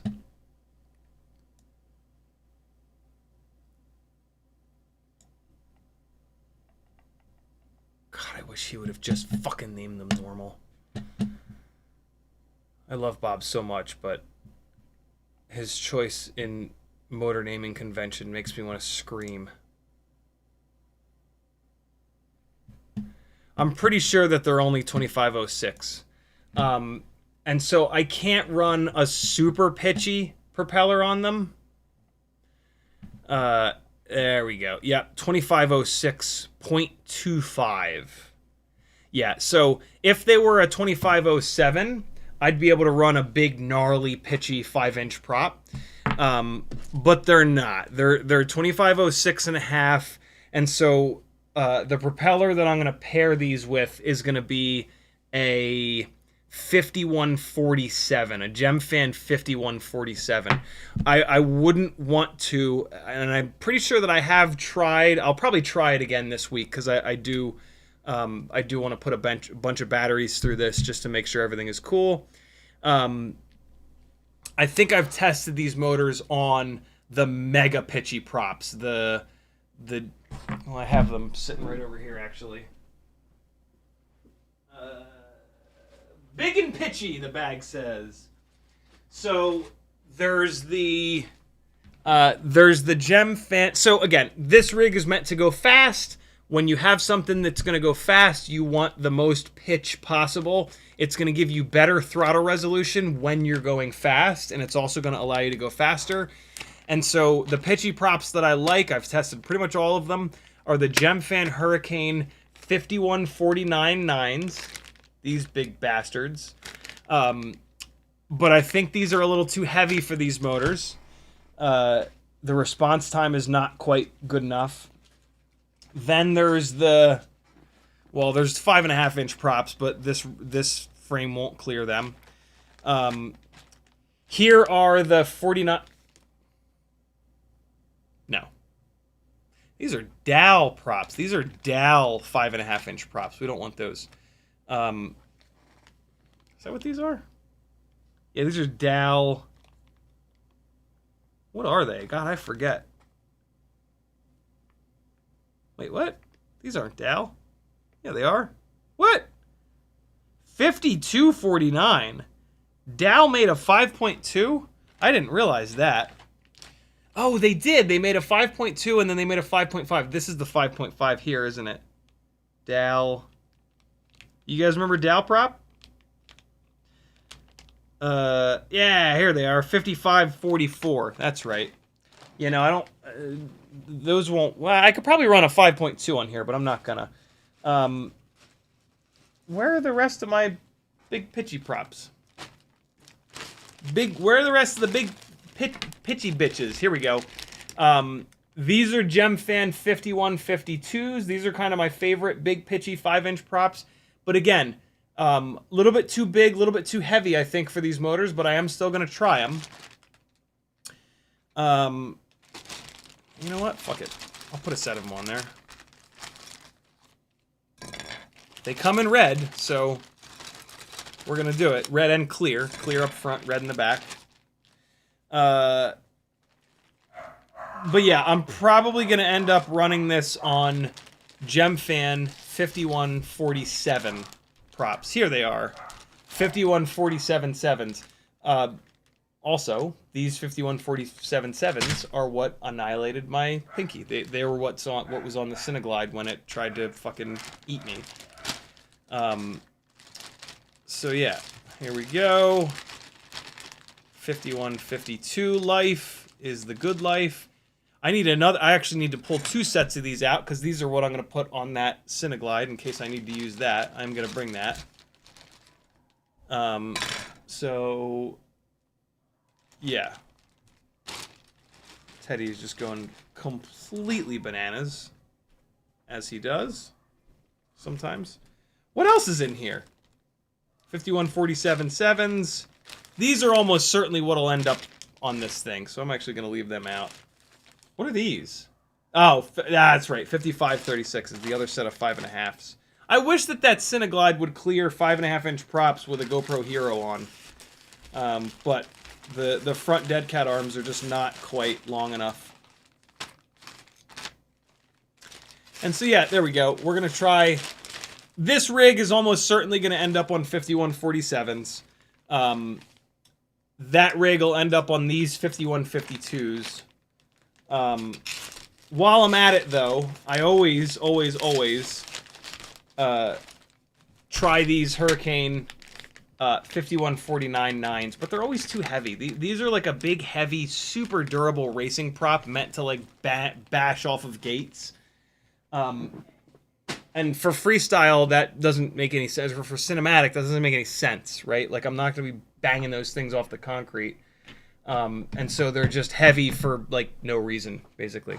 Finger-killing ninja assassin sold. Yeah, indeed. JRFPV says, what's the best tinywhoop AIO and motors at the moment? Been away for a while. There really isn't best. There's just different. My personal favorite is, for durability, is the 2G4, which is sold on Weebleed. I do have an affiliate link to Weebleed, so if you're going to order off of them, or I have affiliate links to most websites. CiottiFPV.com has all my affiliate links. Change your bookmarks to my affiliate links so you don't have to try to remember to use them, because you won't remember. I don't remember to use my own affiliate links. And so, yeah, on Weebleed, you can get the 2G4. That's the most durable AIO that we've ever had in tinywhoop land. If you want something that's a little bit lighter weight, the Mobula 6 2024 Bind and Fly comes with I think it's Super X 1S AIO that's a little bit lighter weight. It's not going to be as durable, but it's going to fly a little bit better. The video isn't quite as clean as the 2G4, but it's lighter. And so those two AIOs are definitely the best. All of the current BetaFPV AIOs have massive reliability problems, so unfortunately, stay away from those. I wonder if this is props in or props out.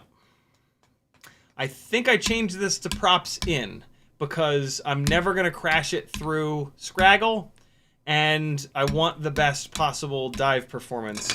But you know what? I'm going to plug in a 2S battery super quick like and just take a quick look. One of the things that's really cool about the ViFly Shortsaver2 is that it has both XT30 and XT60, so I can take an XT30 battery and then hook it up via the XT60, put it on 2 amp, power the quad up, arm it, and see which direction the motors will spin. It's the little things like that really do save you time. I turned the transmitter on like a second too late, and now it's going around the horn to try to find ELRS. There it is. So, oh no, it's props out. I'll be damned. I think I'm going to change this to props in.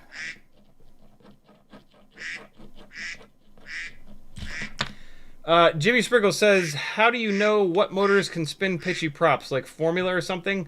I know because I've been into FPV for a decade, and I love testing stuff. And I've built an entire YouTube channel and live stream and full-time FPV gig around it, basically. So, you know, you can ask me. There's not a formula. There's not like an easy way of doing it. It depends. Like, some people are okay with kind of shit response time, but a quad that's lighter weight. Some people want a quicker, crisper response time, and they're willing to sacrifice extra weight on the ends of the arms and motors. So it's a completely moving target. There's no answer to that question. I can, you know, usually talk to someone. So like linked from CiottiFPV.com is my Fiverr page. One of the things on Fiverr that I offer is a half an hour or an hour long build planning session. In that half an hour or hour, I can ask you 10 to 15 minutes of questions. And then once I have all the answers to those questions, I can make a really good recommendation for what would be the right size for you, the way that you fly, the payload that you're picking up, what you want to do with your footage, who your favorite pilots are, to see how you know, like how you're going to be flying, stuff like that. But yeah, it's a bit of a moving target, to be honest. You can certainly just take a look at the bind and flies that are out there and just copy their formula. That'll get you pretty close. But that's not going to get it perfect. Everybody wants something, you know, each one of us flies in a very specific way. And so it benefits us to do some testing and figure out what each one of us like the best. Unfortunately, that takes a lot of time, and it takes a lot of money too, right? A set of motors is $100. How many $100 can you spend before you just say, you know what, this is good enough? Motor direction, let's see if it works. I understand the risk. This is probably going to pop the Shortsaver. Let's see. No, it didn't. Look at that. That's nice. Motor 1 is props in. Awesome. Motor 2 is props out. Let's see if it'll reverse. Yeah, awesome. It did. Motor 3 is props out. Let's reverse it. It did reverse. Great. Motor 4 is props in. Stop motors. Close. I understand the risks. Master slider. Up arrow. A couple times just to get them barely spinning. Come on, guys. Come on, guys. Spin. There they go. Motor 1 is props in. Motor 2 is props in. Motor 4 is props in. Motor 3 is props in. Good to go. This poor little battery, man. I'm going to get this battery on the... well, no. Maybe I didn't hit the battery too hard. The motors were like speeding up and speeding down and speeding up and speeding down in a weird way. I feel like I might have just over discharged this. No, it's not beeping like crazy. 7.4. No, it's fine. 3.7. 3.7. I'll be damned. Good little 2S350 mAh battery. Look at you. There it is. We're good to go. Let's test hover it in the basement. Jimmy Springer says, I'm trying the 2040 Hulky props on my 85mm. Was doing the 2018 on 1102, but not happy with Hulky. Went to 1202.5, 11,000, but not so good. Thoughts? Not happy and not so good doesn't tell me anything. I need a lot more descriptive things than that to even remotely stand a chance. What you want, but just think of it this way, right? The main things that you want to evaluate are response time, runtime, and total amount of thrust and power, okay? And so you hover it, you hammer full throttle, you see how quickly it shoots up into the sky. That lets you know how much thrust it makes. And if it makes enough, great. If it doesn't make enough, you want a higher KV or a bigger stator volume motor. Response time is from when you're flying it around. You fly it around, you see how it handles prop wash, you see how it does when you jam the sticks to the side and like flip it like this. If it's sloppy and if it doesn't attack, you know, and match your rates, the response time sucks. You need higher KV. Higher KV is the better solution to that. Bigger stator is going to be a heavier motor, and so the fact that the motor is heavier is working against the response time, but it typically makes up for it by being a gruntier motor. Runtime, you want if you don't have enough runtime, you want to go do the opposite. You want lower KV, you want smaller stator volume, and so. Yeah, those are the main ways to kind of evaluate the performance of a quad. You know, if you find yourself thinking like, oh, these motors are smoother, they're not. Nothing is smooth ever. There's never any difference in smoothness. If your brain is thinking that it's smooth, your brain doesn't know what's going on, and so it's just randomly grasping the one word that every single reviewer has always said about every single product that exists, even if it's sandpaper. And that's kind of important to realize, because it's really difficult to tell the difference between this shit, like incredibly difficult. And so if you're unable to tell the difference, stop spending money.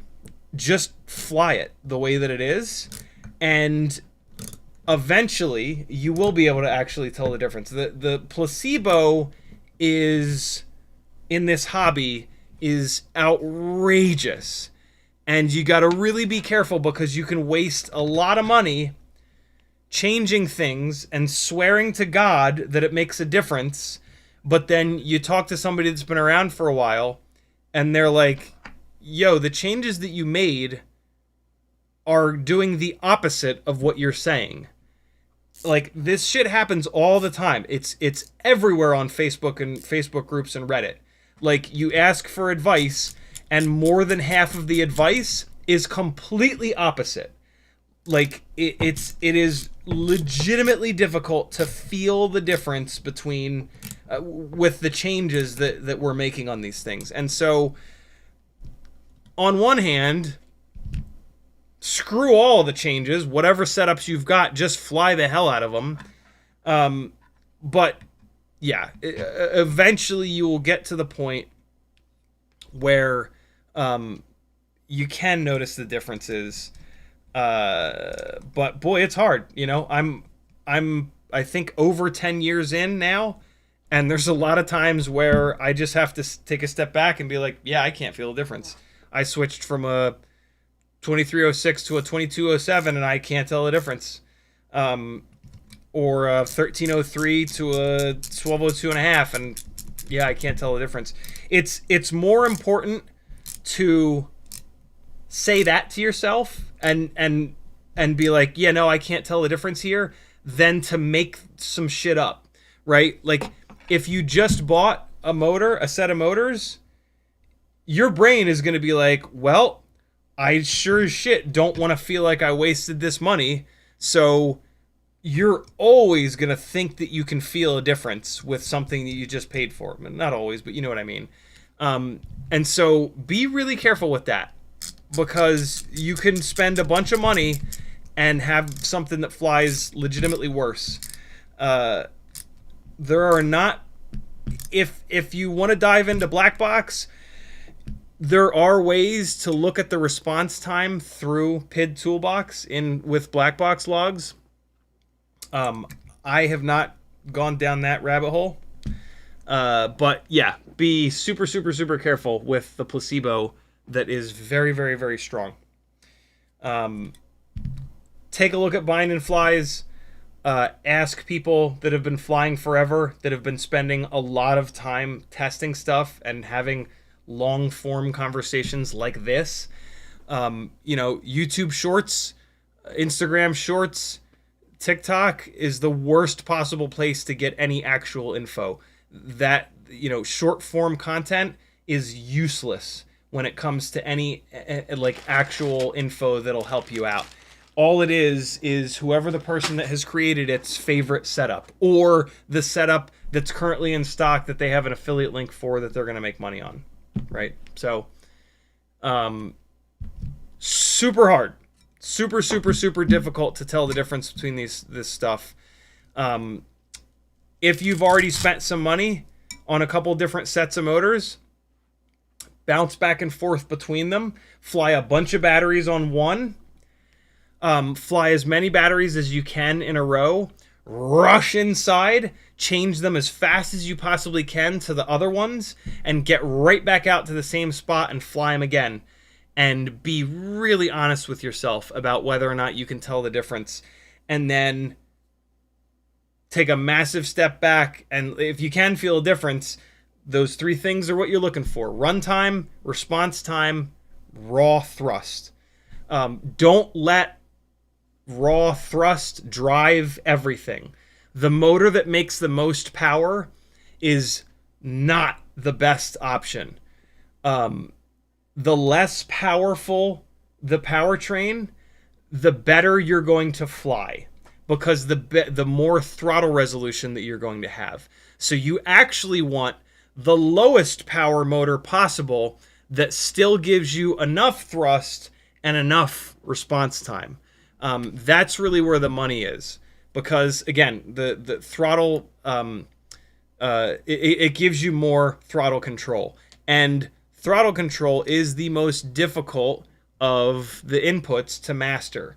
And so it's always going to be better to fly something that has less power, too little power, than too much power. Let's fly a couple tinywhoop batteries. We are going to fly the...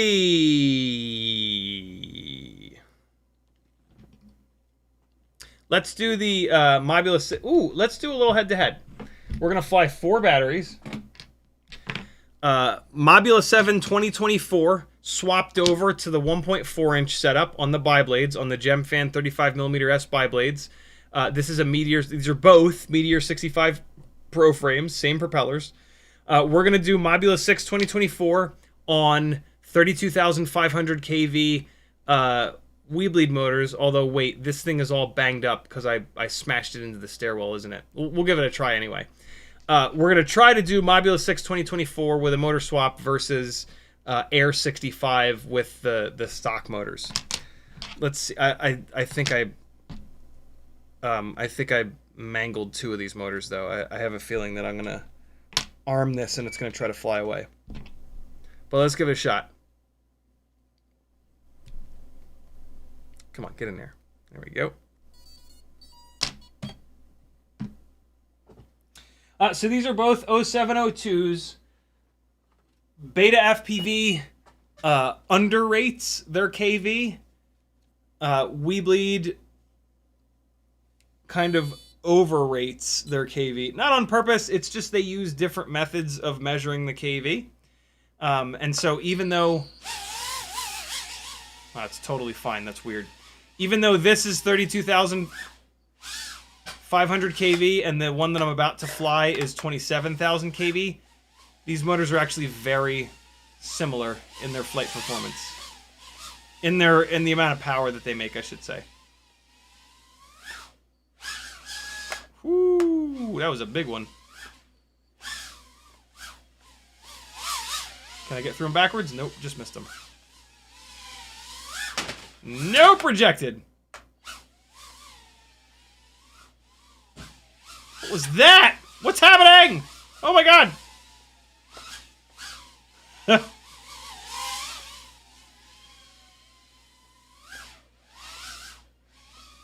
Oh, I missed it completely.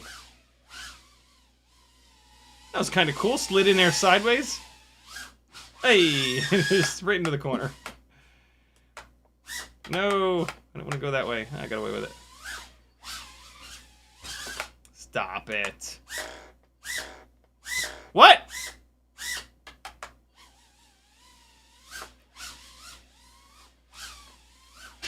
Oh, that's fun. God, I love playing around in these little cubes over here. What? No!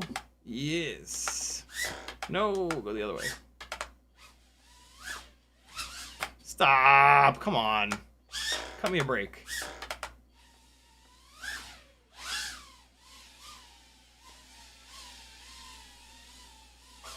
Ah!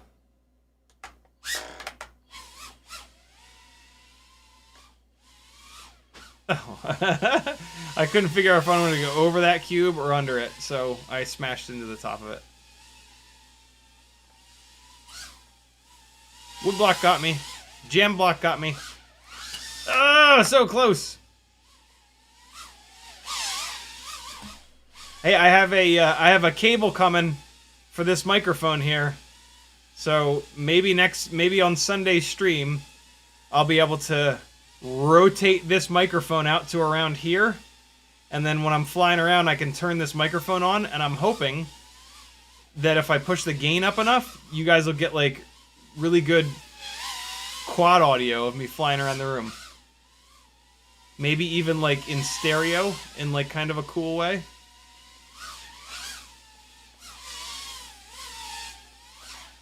Ah! What? How did that happen? Stop it. Oh, I went full throttle, face first into the ground on that one. Woo! Those lights were blinding me.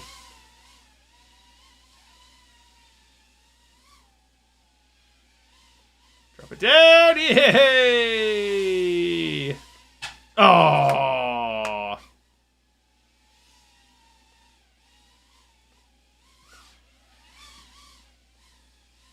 Hey! No! Oh boy. Hey! Oh god. Get me out of there. Get me out of here. Yeah. MyBlue 6 2024. Look at that. It repaired itself overnight from the abuse that it got. That's super weird. I hate when quads do that. Like, I love it, but I hate it because it doesn't make any sense. Alright.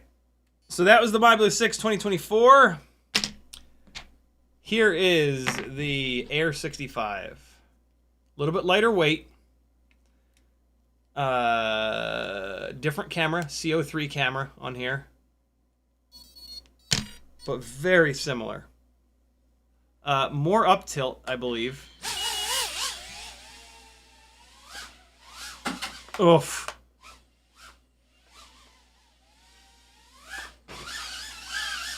Let go, let go, let go. Oh, that recovery, though. Come on.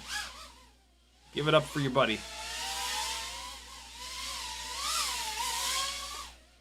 Hey! Hey! Oh, we're going fast! Why are we going so fast? Hey! Let's go fast again. We're going fast. Oh, God! Oh!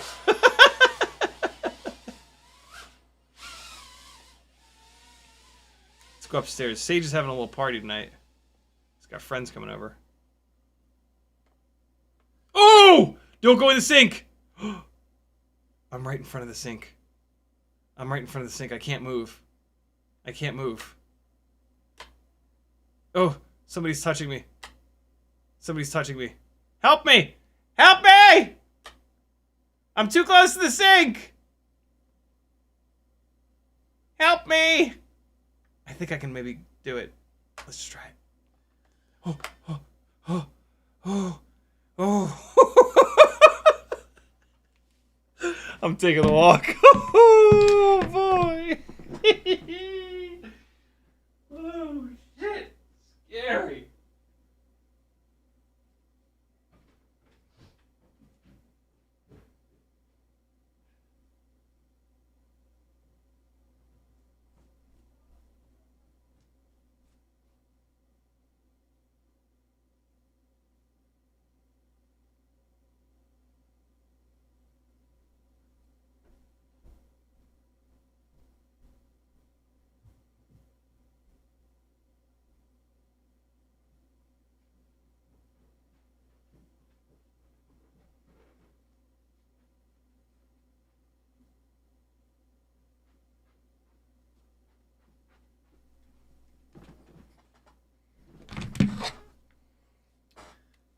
Try to do a throw launch. I haven't done one of them in a while. Let's see.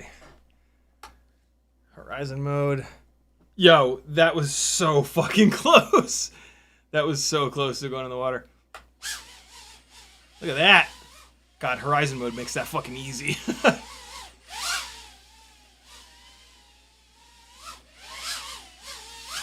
Hey! Oh, God! Oh, boy. So the camera comparison here, right now it's CO3.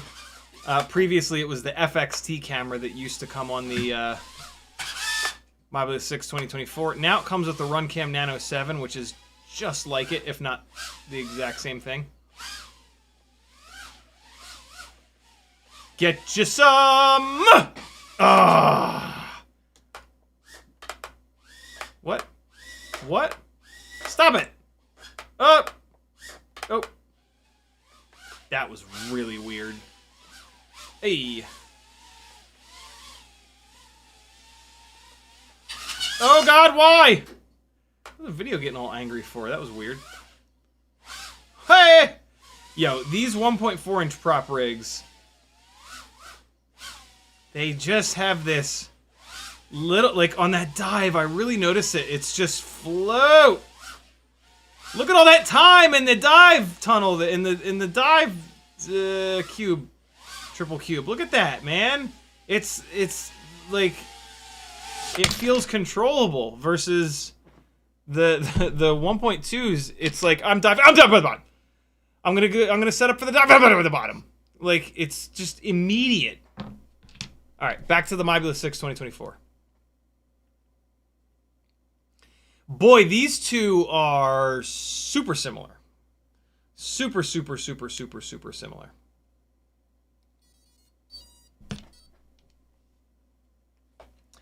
Also, remember that the weight of the propellers... Oh God, now the Oculus 6 is angry. Stop it. Stop it. You were fucking fine for an entire battery, you son of a bitch. Why are you doing this to me? What's the difference? What happened to you? Who did this to you? Is it because of the battery? Is it a weird battery mounting thing? What the hell, bro? Chill, Winston. Chill. Is it this ELRS antenna? Hold on, let me try to tuck this ELRS antenna in a little different here, maybe. Maybe it was vibrating against something. Okay. Now, it shouldn't be that. You gonna be a jerk again? Nope, it's fine again. Might be I think it might be something about the way the battery sits. Yeah, response time is a function of the weight of the propellers, the drag of the propellers, and the grunt of the motor. There it goes again. What the hell? What? Why?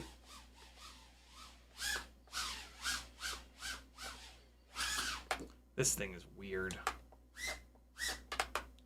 I have abused the shit out of this Oculus 6 2024, though. It might just be... The gyro just might be on its way out. Yep, there it goes again. This Oculus 6 does not owe me shit. It has put up with all the abuse. Ugh. Hey! I think I just came up with something cool. Hold on, ready? Up. Dive down. I want to try to dive down. I want to backflip up into it. And then dive down. Oh, God. Oh, stop! Backflip up. Dive down. I didn't make it. Backflip up. Hey, that was kind of it until it started freaking the fuck out. Oh! I thought I could get through the nuclear gates, but I was wrong. Let's try it again. No, I didn't make it. No, I didn't even come close. I was feet away. One more time. Ah, I hit the gates that time, but I was still not close enough. One more. Oh, it's starting to freak out again. Stop it! Stop freaking out! Stop it! Stop freaking out! Oh, shit me. Fuck. Oh, I got out of there. I usually can't get out of the sim rig. Stop freaking out, man. Come on. What the hell? Oh, you giant asshole. Oh, stop it. Why? Why? Why are you doing this? What is wrong with you? Why are you being like this? Stop. There's no reason for it. Sometimes you just gotta talk to him, you know? Why is it being like that, man? What is going on here? The USB port is not touching. Like, it comes, it's that type of behavior should never come and go like that. That is absolutely ridiculous.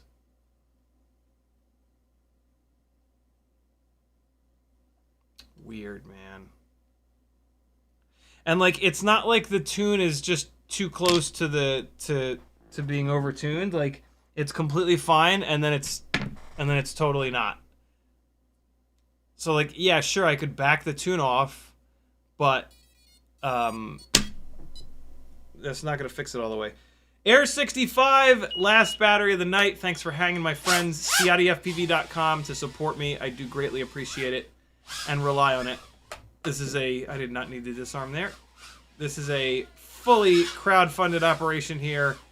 This way, when you see me reviewing something, you don't gotta like worry like, oh, is he just being soft on that because he's getting money from big FPV? I'm not. You guys pay my bills, and so I work for you, friends. Oh, man, I almost had it. Up and over. Nope. I'm not throwing myself back far enough. It's really... It's too tight over here to be doing this. This is stupid. Oh, stop with... Oh, the fucking... I don't know why this happened. The BetaFPV stuff sometimes... It... Like, the motors stay reversed. It's so weird, dude.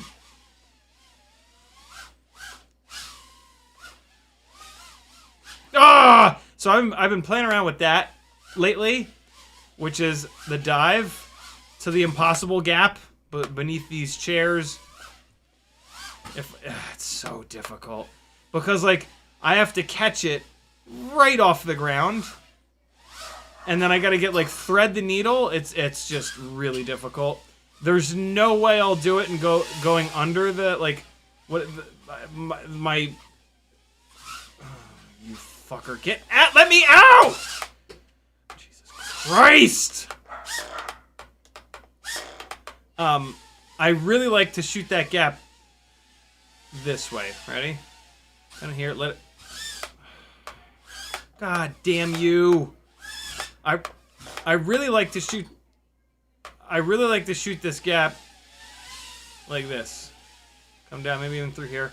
Let it settle, settle, settle, and go under. There's no way in hell I'll be able to get it settled down from the dive to go under, but luckily the oh, you son of a bitch. Luckily I can do this. I can go up through here.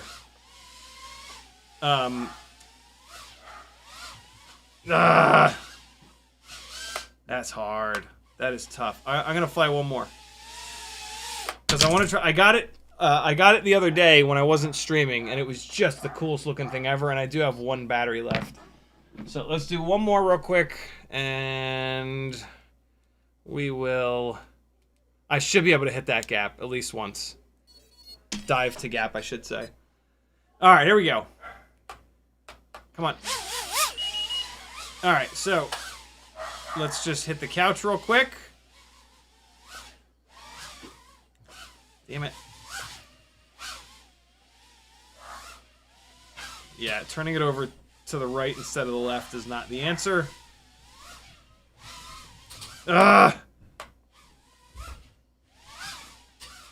Woo! boy, that is hard to get lined up. Let me just fly for a second, make myself feel better. Get in there. Get in there! Oh, I can't believe I got all the way through there, and then I crashed into the brightest goddamn cube gate in the entire universe! You son of a bitch! Come on. Ah! Alright, we're almost there. We've almost got this. I can feel it. This is the one. No! There's a really cool little mid-century mod table here that the leg is like in the perfectly wrong spot. But it makes this gap look that much cooler. God damn you! Woo! Damn, we got that shit close. And I also like I don't want to do it all vagina-y and that's a terrible thing to say. I don't want to do it all wuss-like. And like slow down at the bottom of the dive. The whole point is dive, one big throttle blitz, and then that throttle blast keeps you off the ground and sends you forward. We're doing this properly, yo. Fuck! We're not gonna get it. And by we, I mean me. Me not gonna get it. Try another couple times, though. Come on, baby. We can do this. Got it. No! Why did I say got it? Oh, why did I say it? Fuck.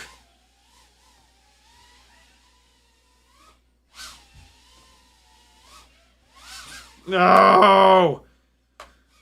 I can't, like, force my way into it. It has to be a clean dive. I got one more shot on this battery. Yeah, see, like, that doesn't count. That's bullshit. That's ugly, and I still didn't even get it. One more. Okay, nope. Wasn't meant to be. You'll have to wait to see me get it clean. Man, I got all the way through there, but then I hit that Weebly cube gate, which, to me, invalidates the whole damn thing. Whoop Fox says, just tried them 260 PH 2.0 batteries while they suck ass. Yeah. Nice and light, though. Cole Powers says, Jimmy Circle CiottiFPV has advice of just buying a set of every prop you can find. Yeah. Making a decision after trying all of them. Just make sure you don't blame props for stuff like bad tuning. Yeah, man, propellers are incredibly inexpensive, and so they are and they make the biggest difference in the way stuff flies. So buying every single propeller that exists in whatever the frame size is actually a really good idea, and it's also a really good opportunity to like kind of get to see that placebo and get to kind of see where you're at, see how sensitive you are as a pilot to things changing, because there are going to be two propellers that you can't tell the difference between, and that's okay. Like, it's, again, like we were talking about, it's important to kind of realize that and just know that about where you're at as a pilot, right? And so, yeah, snag all the props. We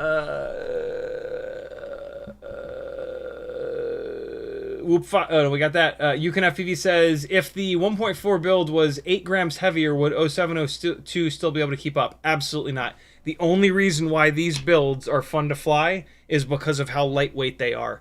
In the past, I have done these 1.4-inch builds with heavier motors, and they suck. The runtime blows. The flight experience blows. These have to be lightweight. These have to be 17 point something grams to really work well. Chaos Warner says, is that the Ken Block Kazi on your TV stand? No. There's a 96 Mustang Cobra. There's a 2000 Cobra R. And then there's a E46 BMW M3 GTR. FizzPV, one of those cars I've owned. There's a chance I'll own one of the other ones. There's no chance I'll own the 2000 Cobra R. They sell for way too much. FizzPV, although I have instructor driven a 2000 Cobra R, and it was absolutely it was a moment that I'll never forget. It was absolute magic. FizzPV says, I can work up a stereo head mic setup if you have 2 XLR inputs free.